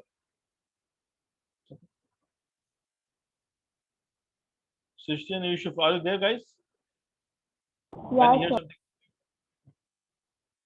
Yeah, so I expect everyone to respond at some point of time. Keeping the quiet means probably you are having trouble with what I'm explaining. So I will try to explain better. Now theta is here, so this is 90 minus theta because this is 90 degree, and therefore this is again 90. So this is theta only. So the angle that the vector is making with the y-axis, the negative y-axis, in fact, this is the y dash, and this is the x dash. So the angle that the vector is making with the y dash is theta, and therefore the w vector can act as the value mg cos theta, because I can see the theta first, minus I cap, minus j cap, but we have one more component along the x dash, so I can add mg cos 90 minus theta minus I cap. So the weight vector having both the components negative, because of course it's a third quadrant, and therefore this turns out to be minus mg. I can take minus common, and it's not minus, it's better, plus mg sine theta minus I cap plus cos theta minus j cap. Now this is what I wanted you to think and write. And later on, you will also come to know something called force called normal reaction force. So this is, let's say, normal, and let's say n is a vector. So how to write n vector? N is the length, n is the magnitude of vector. So how to write n? N will be equals to n j cap, because it's only one component, because it is along the y-axis. So the x component will be how much? It will be n cos 90, which is 0. Understood? So when the vectors are already aligned along the axis, then there is only one component. Only when it is between the axis, it will have two components. That's easy to remember. So if it's on x-axis, then it would be Pardon? like n is on x-axis, then it would be like n I only, no? N I cap. Yeah, correct. That's correct. So now, if I ask you what is the net force acting on the block, so you can write as a vector. It's a sum of the two vector, n and w vector. And if you do some rearrangement, it turns out to be mg sine theta minus I cap plus mg cos theta minus j cap plus n j cap. I have it in the reverse order. That's okay. And then we can Sir, now what does what is NJ cap tells us? n is the normal force acting in the j direction. It's the surface will applying it. The surface is pushing the block upward. Yes, So sir. when you are sitting on the chair or table, the surface is pushing you upward, and gravity is pulling you downward. And because the normal on you is balancing the gravity, that's why you are not going down. Else you would have gone down. And therefore, this is like mg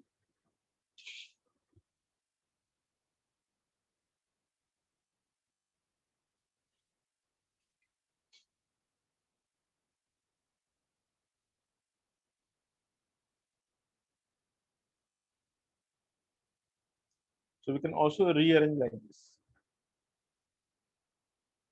Okay. And now if I ask you, is it possible for the block to move along the y-axis? No, sir. In which direction? The block is moving in which direction? X and Y. It is moving along the Minus x-axis.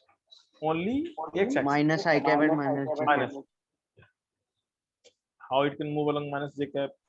It So it possible? wouldn't Oh, move sorry. in J cap. Block, yeah. Only minus XX. Yeah. Actually, I'm coming to your question only, your answer, which you were thinking, right? So now what I can say that the net force as per the Newton's laws of motion, we write as mass times acceleration. So mass times acceleration.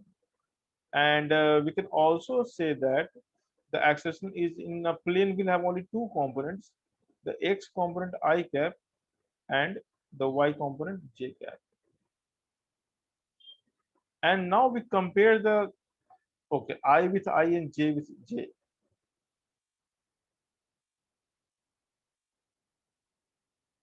So now we have the first question and we have the second question. Can you compare I with I and j with j? So what is the coefficient of I cap above and below 1 and 2? You have to compare. Comparing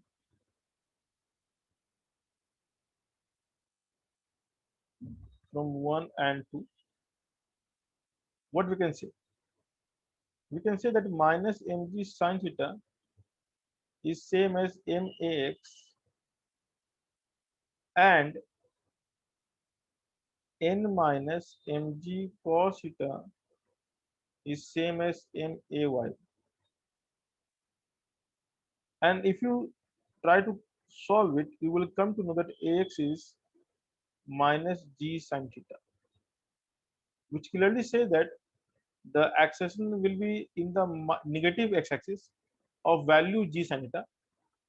That's why the minus sign is coming. And we know that there is no acceleration along y-axis. So this is actually 0.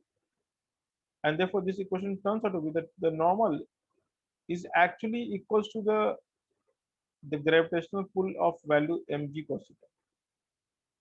This is a very rigorous way of solving very simplified problem. We normally solve mentally, it's not this much lengthy. But what I'm Sir, I trying, didn't understand the last part. yeah, so yeah, I know this. But what you said was I understood. That's why I'm explaining. I was trying to explain your meaning only through this entire vector notation. So this is the rigorous way of doing the question using vector notation. And why we resolve along I and j, I was trying to explain. What is the purpose of doing this? The motivation behind the resolution is so that I can add all I with I can add all j with j, and then I can segregate the components. So that is the purpose of a resolution. Okay. So these are the motivation behind the resolution. And let's say the next one. So now what we do is, in fact, I'll put Sir, as a can you show the last now what page we for do, one? I want.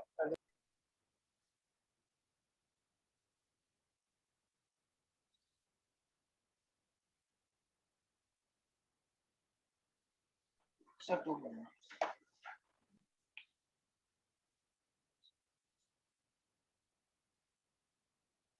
Okay, sir, done. okay.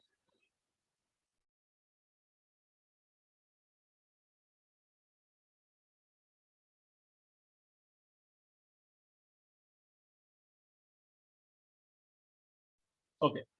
So now look at this question. As I okay, we'll learn as a theory actually. So what we're going to learn is called okay.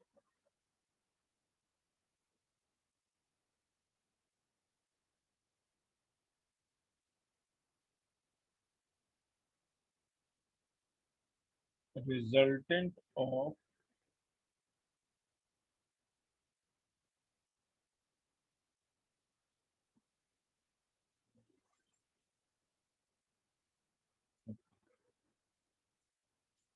so let's say find the resultant of many vectors. Now, when I say many vector means many like many number, not different vectors. Because the resultant will only calculate for similar vector. Like I can add force with force.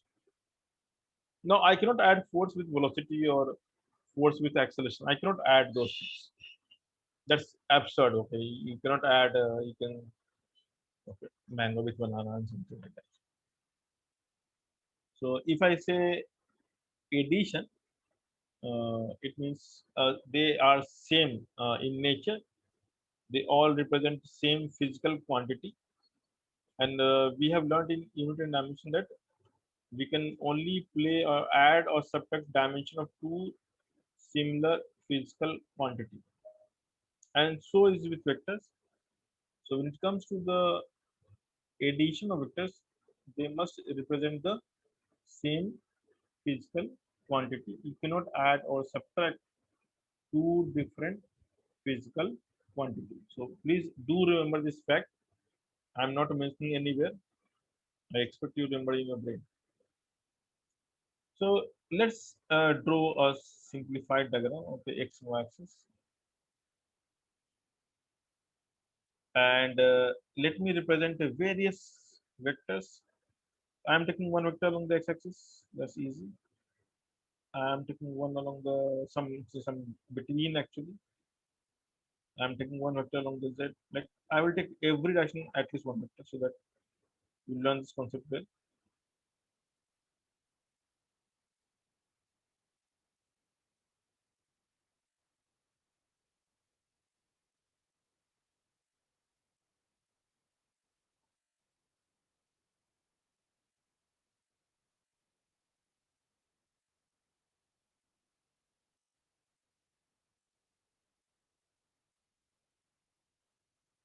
So these are 8 possibilities of vector in a space in 2D space, like in 2D plane.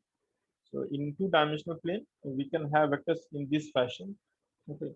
So some may be along the axis, some may be not along the axis. So I can say this is the x-axis, this is y-axis. Then I need to call every vector by some name. So let's start the naming. I can say this is F1, F2, F3. These are all our force. F4, F5, F6, F7, F8. And all will have some magnitude. So you can say maybe 5 Newton. Okay, I stretch up. Maybe 6 Newton. I need to also mention the angle. So I'll keep the angle like maybe a bad angle. I can take 60 degrees. So F3 is let's say 2 Newton. Maybe not. Maybe 6 Newton. Then F4 I can take as maybe 10 Newton. That looks bigger.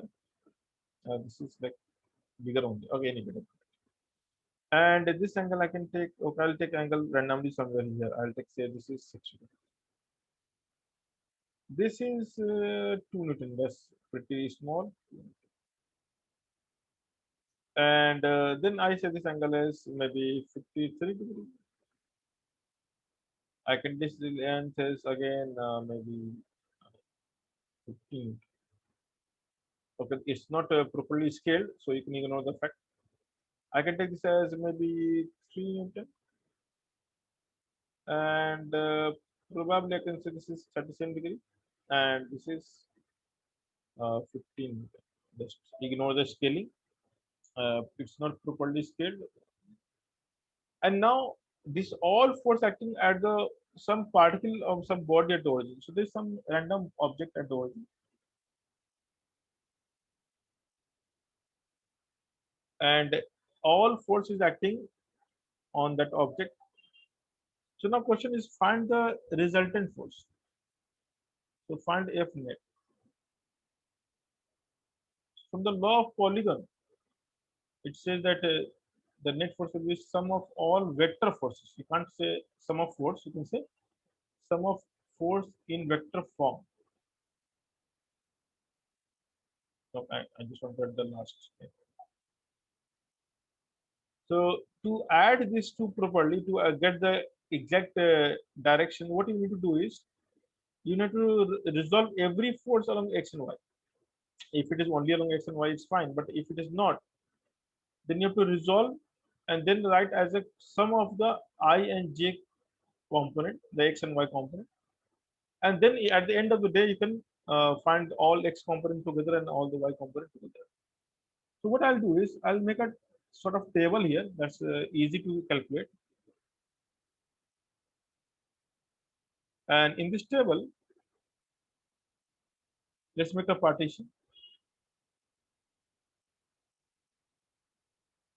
Sir, I have a silly doubt, sir. Can I ask in the end of the lecture?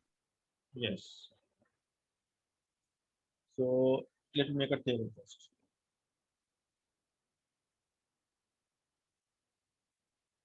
Why table? Because there are so many forces. So I can say this is X component and Y component. Sometimes writing the J is even difficult. So we just write as a table and we put as a components values. So let's say start with the first vector F1. And F1 is along the x-axis. So I can say that F1 itself is the X component, just 6, and this is 0. So I hope this is clear.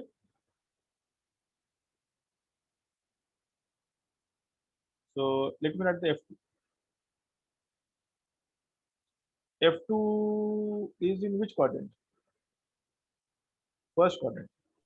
And Yeah, the X sir. component will be 5 cos 60. And the Y will be 5 cos 30, which is same as 5 sin 60. So up to you. Sir, the scale is 1 Newton per 1 unit. The value is given 5. The length is given 5. So length of each vector is its magnitude, right? So that's given to you. So there is no scaling factor here. Now, tell me how to write the F3 vector, the X and Y component. F3. Sir, It 0, would be it 0 would be and 5 only. 6 5. So 5. and 6 Newton. It's 6. Hello, sir. Yeah, it's a 6 actually. Sir, Y component we have to write like cos 0 degrees, so 1 into whatever Yeah, the. yeah. And the X component is cos 90, which is anyway 0. That's Yes, correct. sir. So that's really nice. So you guys are getting it.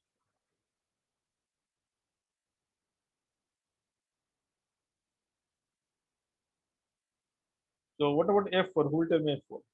What I can write F4? Sir, 10 cos 30, 10 cos 30. which is 5 root 3. No, it's just 10 cos 30. So is it a plus or minus? Because we have to be assigning the direction also. No? Yeah, sir, What is the minus. It's a minus. Minus 10 cos. Yeah, it's a negative direction. And what is Yeah. Y component? Y So what is Y? component, sir, it is 10 cos 30. So 10 cos 60, 30. sorry, 60. Yeah. Correct. 60. Sorry. Oh, Correct. cos Correct. 60. Now correct. So the Y component will be upward, and that's a plus. That's why.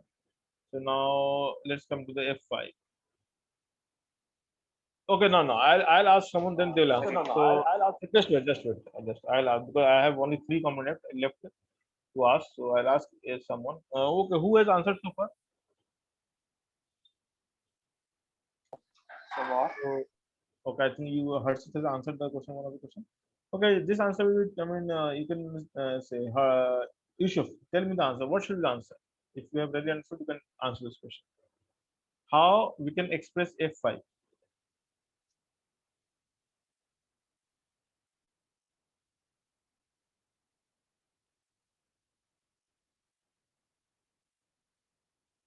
Are you there?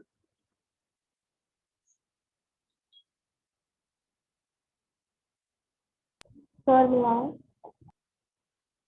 asking Yusuf actually. Yusuf is, are you there, guy? Are you there to answer this question? Okay, he seems to be somewhere else. Okay, sister, you can answer this question.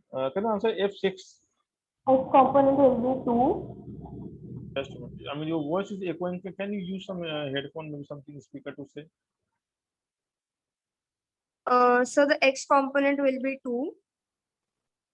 Yeah, for F5 you are saying. Yeah.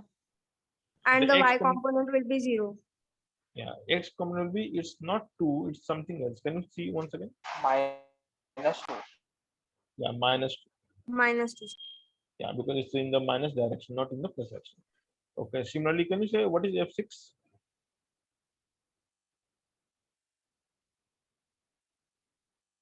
What is F6?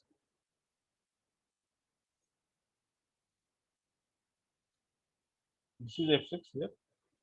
So resolve into X and Y. Go ahead. Yeah, this question is to Srishti only.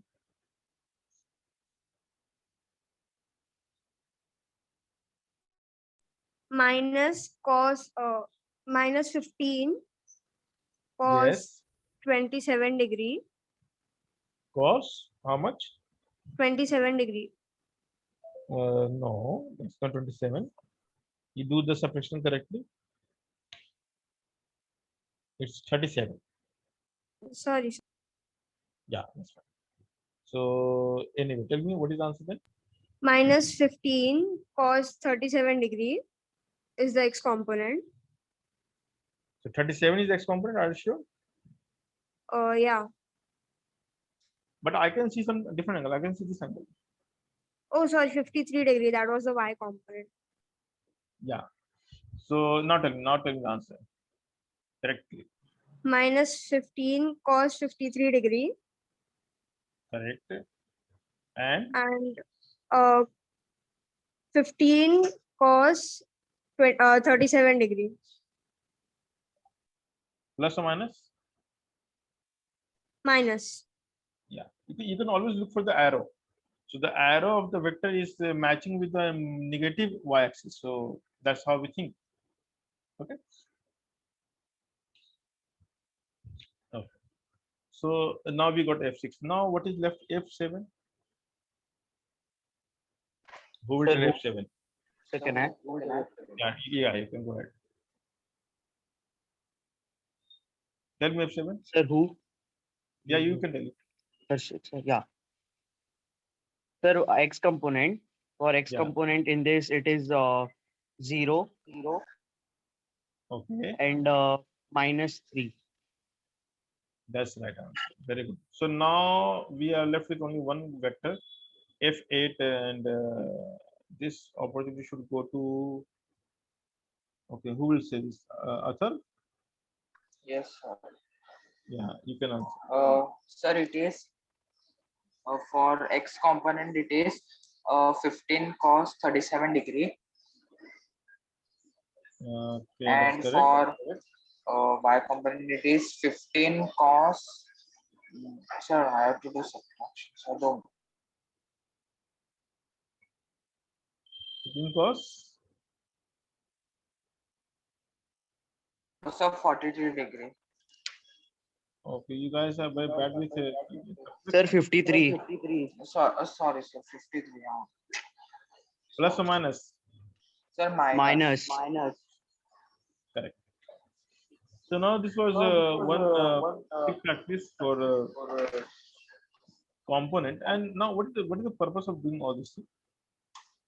Once we write things in component, the best thing we can do is we can add all x values together. So that's the addition is you can do the basic algebraic addition the way you have been doing so far in your life. So the sum of all fours, I'm not adding it. I can just leave it. You can use calculator and find all exact values and add. So I call this as summation fx, which is something I don't know what is this. And then the next thing we write as summation fy. What is this value? I don't know. And therefore, at the end of all calculation, I can add the net force as just two terms. So this all will add up to just two terms, and we write as summation fx, which I am leaving as a symbol, I cap, which may be positive or negative, and summation of fy whole times j. So this is how the resultant vector is finally expressed. And once you express like this, finding the modulus and its direction is not difficult job because we have seen how to do it. So if I ask you what is the modulus of F net, what is the magnitude of net force? What you can say? It will be Sir, it is summation fx Summation square, fx. square Correct. under root. I mean under root. correct. It is summation F Plus summation fy full square. square. Correct. Sir, Yes. sir, means if suppose a block is there in the origin, if I put the block in the origin from the starting point and I Mhm. apply force on it from each and every quadrant, then so what Yes. will be the procedure? Same thing. The same thing what we did is so you have to resolve all force into x and y, x and y, x and y. and then add all x together, all y together. If it is not zero, if each component is zero, it means it is at rest. It will not move. If sum of the component is zero, sum is not zero. So the non-zero will decide the direction of motion. If all are non-zero, it means it will move in the direction of resultant. Okay. Didn't get. So this Sir, answer. can you repeat what was the normal force? So you will do the same procedure as we did here. Okay. So you will find all the x component and the y component for each individual force. After doing that, okay, you will after doing that you will add all x together, y together, because that's easy to add, just like a normal addition. And then if it turns out to be non-zero value, if it is some value not zero, the x component, it means it will accelerate. So you will write a summation of fx. Okay, if you want to write the laws of motion, so we write as summation of fx equals to mass of the block, whatever you are saying, into ax, and this is equals to m. So this is what we use to get ax and ay. That's what we do. So anyway, we are going to learn all this in various chapters. So the force is calculated like this: you add components, all the x together, all the y together, and then once you add x together and y together, then you know what to do with next. Okay. So this is the procedure, and now I'll do one more thing. Okay, so maybe this will help you. So let's do some real physics. Okay, so this is called concept of called equilibrium of forces. Equilibrium of forces. So what is the equilibrium? The word equilibrium means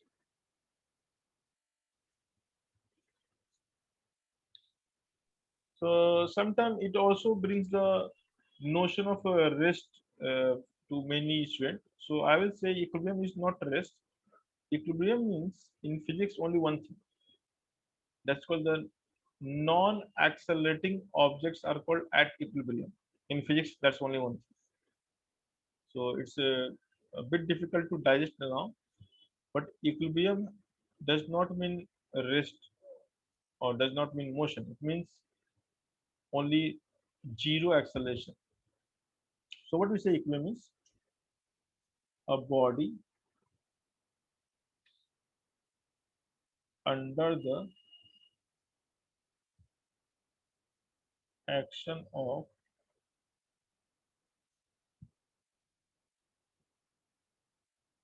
various forces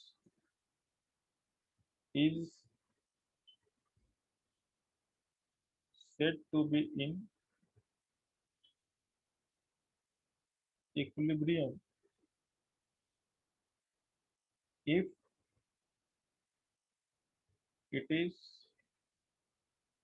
non-accelerating. Sir, in space, everybody is in equilibrium. No, yeah, maybe I mean not everybody. Sir, means if there is no disturbance like solar wind and all, then Space means what? Space means what? I mean, I don't so understand where space.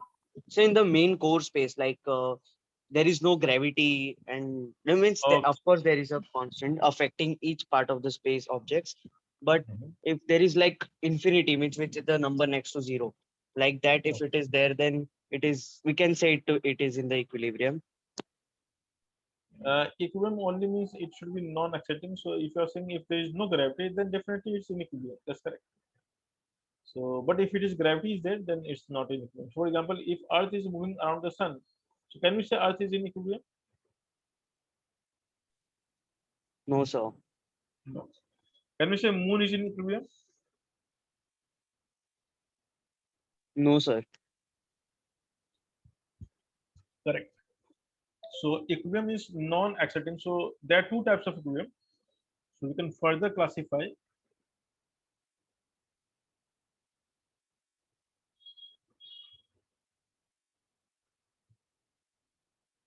You can classify in two ways. So we say static equilibrium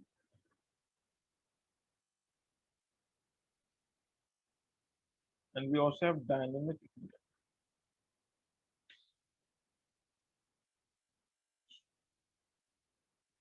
Okay, so and now again dynamic equilibrium is again is very complex, to be very honest. So for the very simple motion, static means a is 0 and the velocity is also 0. So when a vector and velocity vector both are 0, we say static. What is dynamic? If a vector is 0 but v vector is non-zero, so it means you are in motion, but you are neither speeding up nor slowing down. So your state is maintained, your state of motion is maintained, and therefore you are not experiencing any force, because force is a cause which affect your state. So if you are able to maintain your state, it means you are not experiencing any net force. That's the idea.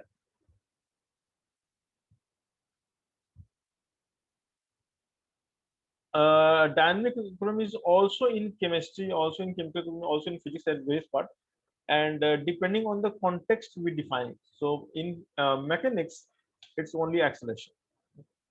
So in mechanics, we define only in terms of acceleration. In other system, it is not defined that way. So do not take it. This word is very confusing in various places. That's why I put a notion that dynamic equilibrium is something contextual. You can say it depends on which context I'm talking about. So since I'm talking about forces, I'm talking about the mechanics. So in mechanics, it's a simple. It's acceleration is 0. So v may be 0, v may not be 0. That's not the reason behind equilibrium. Okay. And now when I say acceleration is 0, and we have just learned that every acceleration we can write as ax I cap and ay j cap, and these two are independent components. Like ax does not depend on y, and ay does not depend on x. So for this to be 0, null vector, I can write this as null 0 I cap and 0 j cap. So 0 is a vector here, it's not a number 0, it's a vector 0, and therefore we have to write this as 0 I and 0 j. Okay, and now we can compare each component. So what I can say, this implies ax must be 0 and the ay must be 0. So if the acceleration is 0, then each of its component must be individually 0.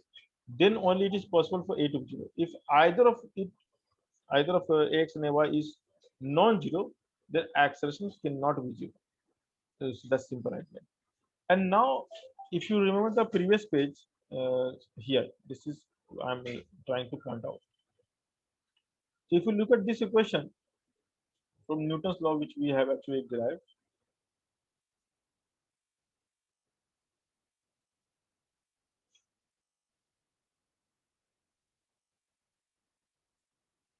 so if I put ax and a equals to 0, so this implies the net force must be 0. And if ay is also 0, this implies the summation of all force along y. So in short, what you should remember, any body is said to be in equilibrium if the sum of all x component of force and the sum of all y component force is always 0, independently, individually. Okay, then the body is said to be in equilibrium. That's the idea. Okay. So I'll show you some problem, just at least one problem for today, then I'll do more problem in the next class.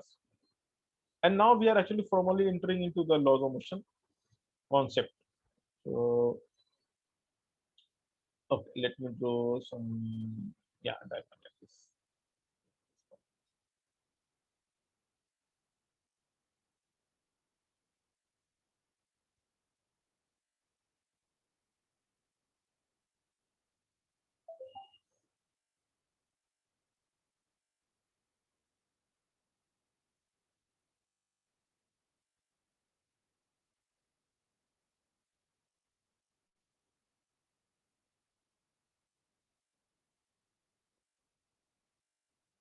This is a knot, and someone is pulling this knot by some force F, and what is hanging below is called the some mass M. And what you can see here is there are three strings attached here. So we have three strings. We have the first string here. This is called string 1. This is a string 2. And the pull force is also, you can think of the third string. That's okay. And now,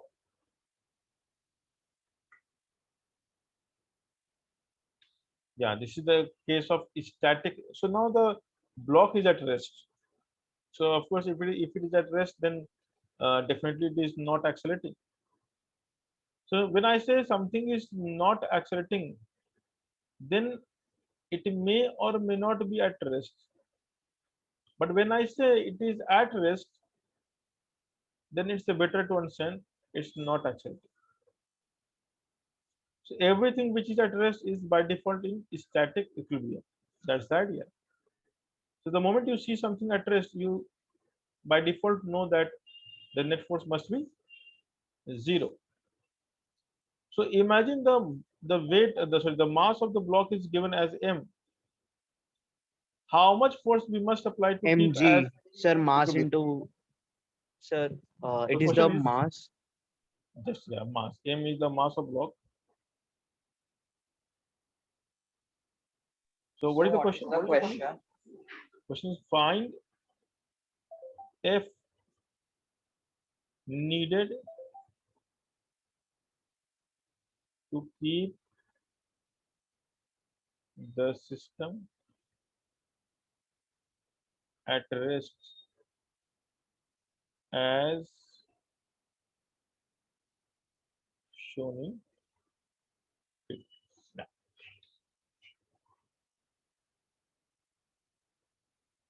No, why F equals to mg? F cannot be equals to mg, in fact. Okay, so how to proceed questions like this? Sir, force must be 0. Just wait. It's not easy. So you need to learn something. So first of all, to solve this question, I have categorized this problem as, I say these as naughty problems, but it's not the not, it's naughty problem. So now to solve this naughty problem, we need to identify the knot, and the rule is simple. Just assume the knot as the origin. So take the step 1 is take knot as the origin and draw coordinate. Now, this is step 2. This is since you haven't learned, this will be taught to you in the chapter of laws of motion, which will start after kinematics. It's a long distance away from now. So the step 2 is called show the force with an arrow. Okay, and the tension force in a string always pulls the point concerned actually. Yes, So sir. tension is a force. Tension is a force which always pulls the point connected with the point.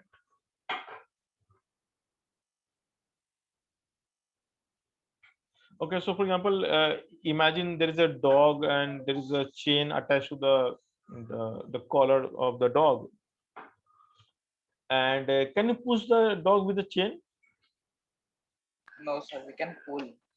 Yeah, you can pull. So the tension can only pull, tension cannot push. That's the idea. So the tension developed in all string will only pull the knot. So I can see that this will pull like this, This rope will pull like this, and this is anyway pulling towards right, so I'm not showing the arrow, but okay, listen to that. The idea is, first you need to draw the x and y coordinate here.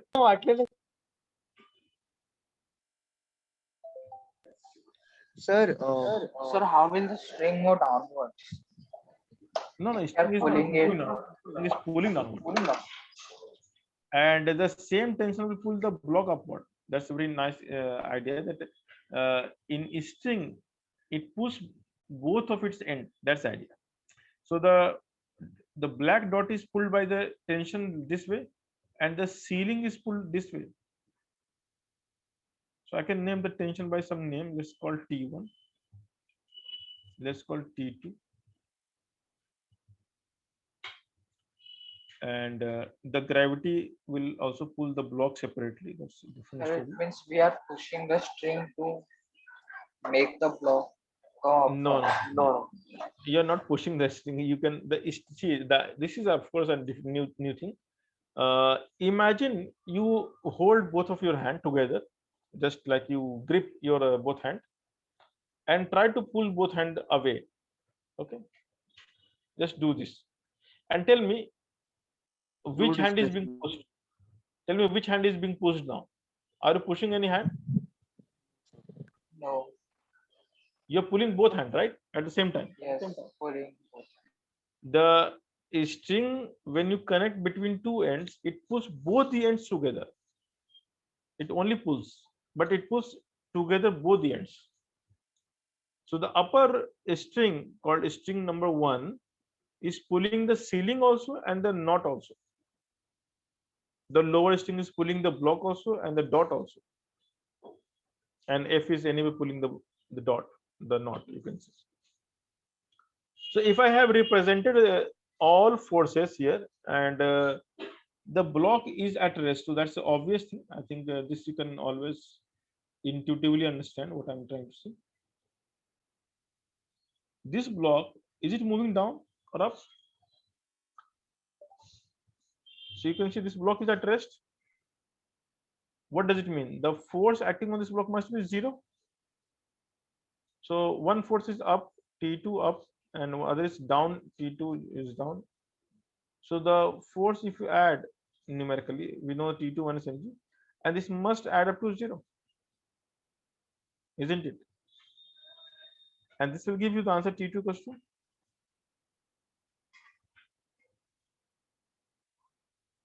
So the tension developed in the string 2 is equals to the weight of the block. So how many of you are finding it very difficult, very challenging? Only one Sir, doubt, it is sir. easy. I mean, I understood that T2. Sir, how T2 minus mg? Okay, that's a good question. So you can write in vector form all force, add all force in vector form T2 j cap plus mg minus j cap. Oh, okay. Ha, sir, understood.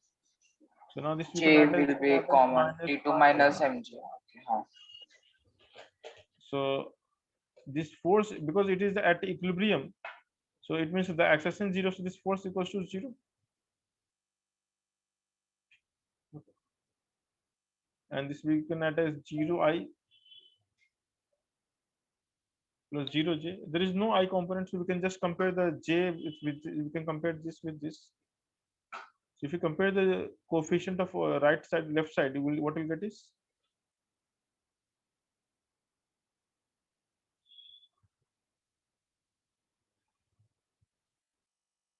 but this we can do like that's just obvious thing. Okay, so now let's say you know this tension T2, which is equals to mg, and now I'm looking for the T1 and F value. What is the F value? What is given to us is the theta angle. So this is also theta. So we have three forces in vector form. I can say T1 vector.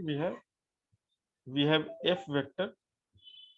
We have weight vector, or not vector. I can just say. So I'm writing the vector only for the knot, and I will make a table again. So that's how we have learned so far. And then in this table, we will try to write the component, the x and the y component. Okay, so beginning from the, I think, okay, I'll start with, okay, Harshit, you have to tell me the T1 as component. What I can add T1?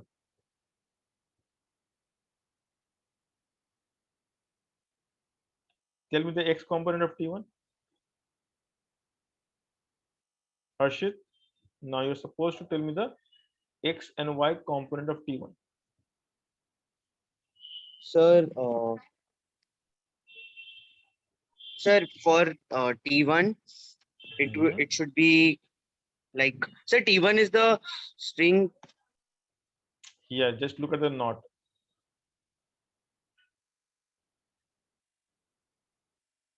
Sir, the magnitude is also T1. Yeah, T1 is the magnitude, and T1 vector is a direction. Okay, so Okay, how to sir. write? So, sir, so the component x component will be, it would be minus T1 cos theta, and for Yes, y component it would be uh, T1 cos 90 minus theta. which is sin theta. Yeah, sin theta. Yeah, that's nice. Very good. Yes, correct. So now I think Atharva, you can tell me uh, the Sir, T2 part, the F1, no? T2. T2. Yeah, tell me Sir, F part. Tell me F part. F part.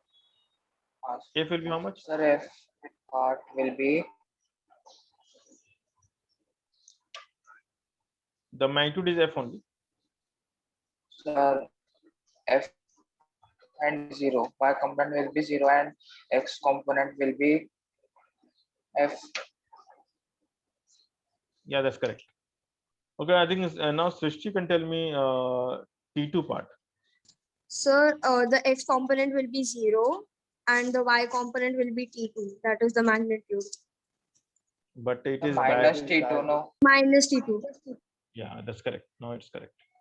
So I think what we are doing is because we don't know any answer, so we write the variable as symbols. So we create some symbols like in mathematics normally you use x, y, z, but in physics we have to make a meaningful symbols, meaningful variables. So we create meaningful things like tension T, weight W, force F. Like you will also realize that this is natural choice. It's not something we are forced upon, rather it's very intuitive that we should think this way, we should assume variables like this. So in physics these kind of variable assumptions are very common, so you will become very much habitual of these assumptions. Don't worry about this. So And now we now, will add, no? yes, now we can add. So now what is the net force x? So it's how much? Sir, it would be Like this. F minus T1 cos theta I cap. And no, only value we are adding the component, we are not adding I and j. I and j we write later on. So what is fy? T sin theta minus T2. T1 sin theta minus T2. That's correct. And now we know already what is the T2 value. So I think T2 value is known to us, right? So as and when required, we can substitute T2, which is equals to mg. In fact, I can simplify my expression for the y as T1 sin theta minus mg. Why? Because T2 is mg. Okay. Now it is at equilibrium. That is the condition we know already. So for things at equilibrium, the force must be, each component of force must be 0. So now we write for equilibrium. What we write? The summation of force along x-axis must be 0. And this implies F must be equals to T1 cos theta. But T1 I don't know. So anyway, I have to go to the other equation because I need to solve. And also this implies that Fy equals to 0. And if you do so, you will get, oh, that's nice. That this will be T1, which is mg by sin theta. Now the second question has given me T1. So I'll back substitute here, and then I'll probably, Mg okay, cot theta. yeah, that's space left is less. So the eventually I'll get the f answer is mg cot theta. So now you can see that how the concept of vector help us in finding unknown values by simple concept. Okay, so this is called the this is the actual purpose of it doing the resolution of vector. So why we resolve vector? Because everything we actually add and subtract must be in the same direction. So because we want to employ the concept of basic algebraic addition, so if we resolve everything along the same direction, then those component can be added together. So although you cannot add vectors as a whole, but you can always add the components. Okay. So I hope Sir, this is one make question. yes. Sir, T1 is pulling the ceiling and the knot both, no? Yeah. Yes. Correct. And Correct. Yeah. T2 is pulling the mass and knot. Not Sir, And F F is is yeah. pulling pulling the all the not three things. Yeah. F is not. pulling the knot, and it is also pulling something else, which that is not shown in the diagram. Yeah. Doubt is clear. Yes. Hello. Sir, one more question. Yes. Before this, we were finding that find the resultant of many vectors. Sir, I Yes. calculated that. Sir, I didn't understand that. What was that? The resultant means F. the sum of all fours. That's it. And here we are Sir, also what was calculating that? I the mean, it was it means I okay. calculated last. Pardon. Sir, the resultant force, right? Yeah. The net force means I'm the saying resultant. just that the calculated I got the resultant force. No, Yes. I Yes. added all that and I got it. Yes. I, Yes. Here we are also finding the resultant force, but we know in advance that it is at equilibrium, which means the resultant force is zero. And when the resultant force is zero, then it is necessary that all of its component must be zero, because each components are the independent term, and if any of the term is non-zero, then the force becomes non-zero. So the resultant is zero is implies that every component of the force is also zero. So that's the meaning. And equilibrium means that the resultant is zero. When I say the word equilibrium, it refers to the same fact that the net force or the resultant is zero. So there are various, like you can I can just make a small algorithm here. So resultant refers to net f vector, not f, and this is equals to fx I cap fy j cap. Sir, So which is when equal I to say under root. yeah, so no, that, yeah, that's one way. So if you want to find the if you say that the net force is zero, then this implies that each component is zero individually as well. So when you know that this force is non-zero, then we write net force equals to mass into acceleration, and we can also rewrite. Okay, this is one part which you can remember separately. So if resultant, which implies this is non-zero, so we write this as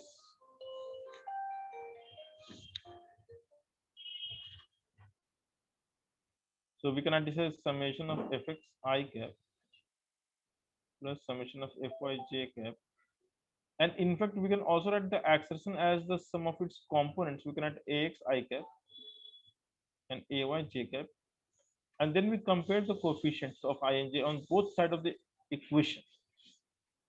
So this implies the summation of fx we can rewrite as max, and summation of fy we can rewrite as So this is the summary of what we did. And then if a resultant of vector is non-zero, so if you want to find the, let's say I am, for the sake of writing, I'm writing f net as this. So we have just learned that f net we can write as sum of its component separately.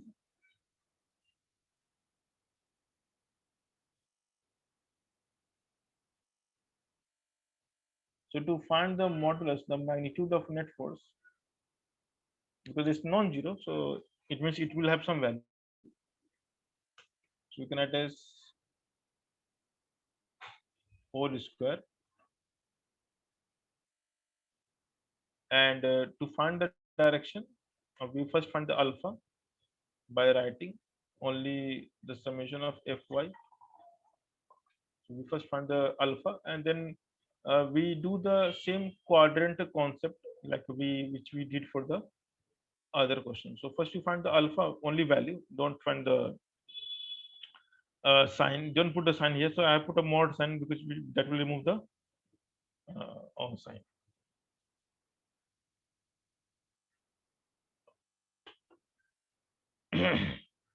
Then after finding the sign of I cap and j cap, you can decide about the quadrant, and then you can express the last answer theta. So theta, okay, after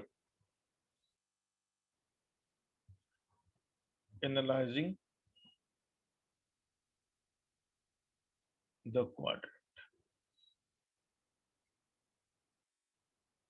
So this is the entire algorithm of what we learned, and this is the crucial part of laws of motion. In fact, in laws of motion chapter, I will not teach you the equilibrium concept because I believe that this is the right place to teach.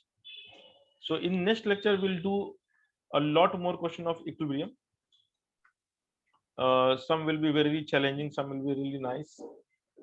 And okay, then we'll go to the next concept called three-dimensional, how to express vector in 3D. That's easy part. And from there, we'll go for the dot and cross product. That's called the product of vectors.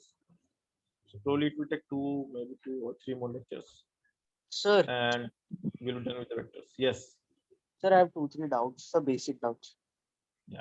Go ahead. So first doubt is, sir, we write f vector net force net vector equals to summation of fx I cap plus summation of fy j cap. Sir, then why do we write it?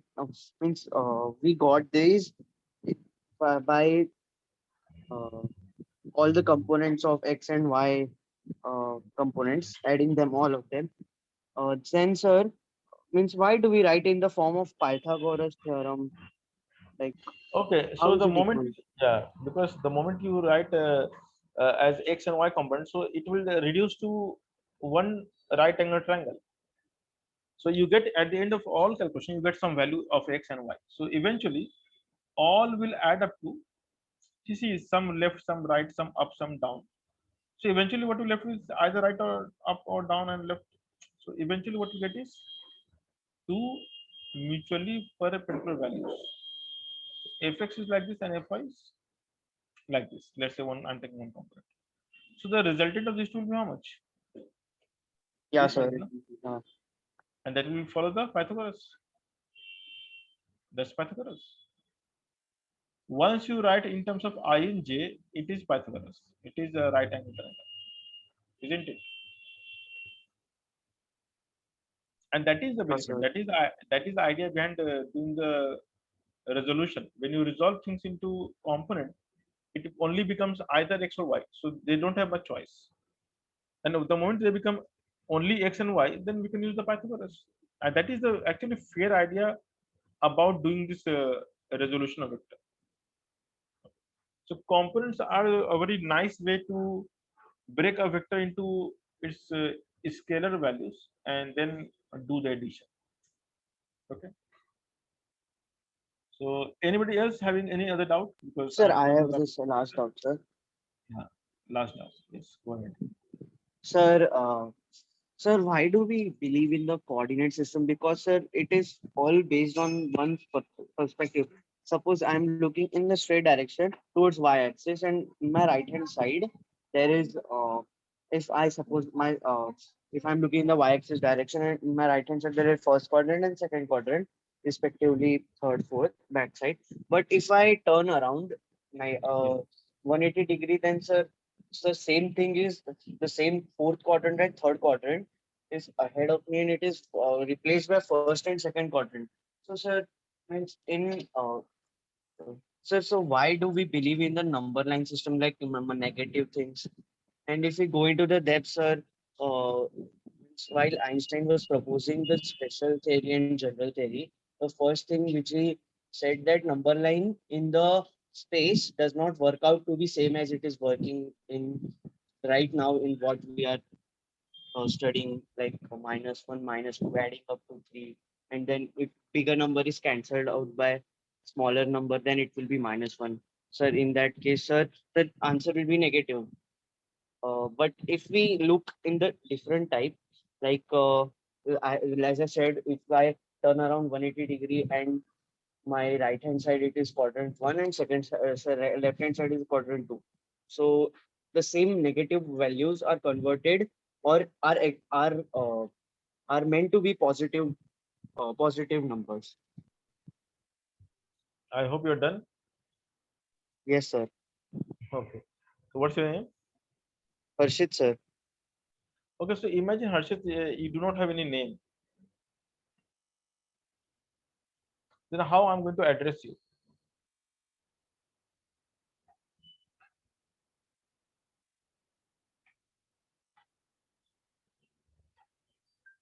Okay, that's the problem. Exactly. So we need some sort of a language, and in every language there are some construct. Construct means some definitions.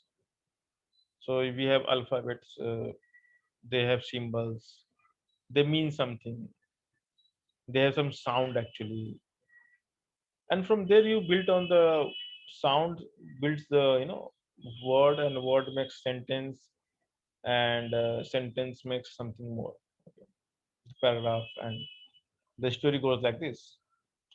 So in every construct, mathematical construct, we start with some definition, and what we are dealing with is called the Euclidean space, and what Einstein proposed was something very, very advanced.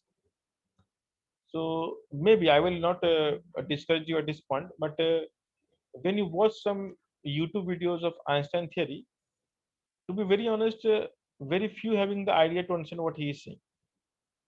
And to understand the most basic of Einstein theory in the n dimension, we need to at least do is called the PhD in mathematics. So the minimum is the PhD in mathematics, which will let you understand the very basic nuance of what Einstein is saying. That is the minimum, bare minimum requirement. So neither I am eligible to comment on what Einstein is saying, or nor you should be very much intrigued by the all notion of those beautiful imagery which they create as animation. So the good thing is you stick to the basic definition, and as you grow, as you learn more and more, gain as you gain more insight into subject, then probably from there you can start commenting and start understanding things. So I will request that you restrict yourself to the two or three dimensions, and then from there you go ahead. Okay. So okay, keep on watching videos, but it's really confusing as of now. Okay, because even I have no idea to comment about what Einstein said, because I do not possess any understanding of Einstein theory. So maybe I'm not the right person to say anything. Okay. So that has not answered your question, but that has shown my limitation to answer your question. Okay. Okay. Bye. Take care. See you in the Thank you, next sir. class. Okay.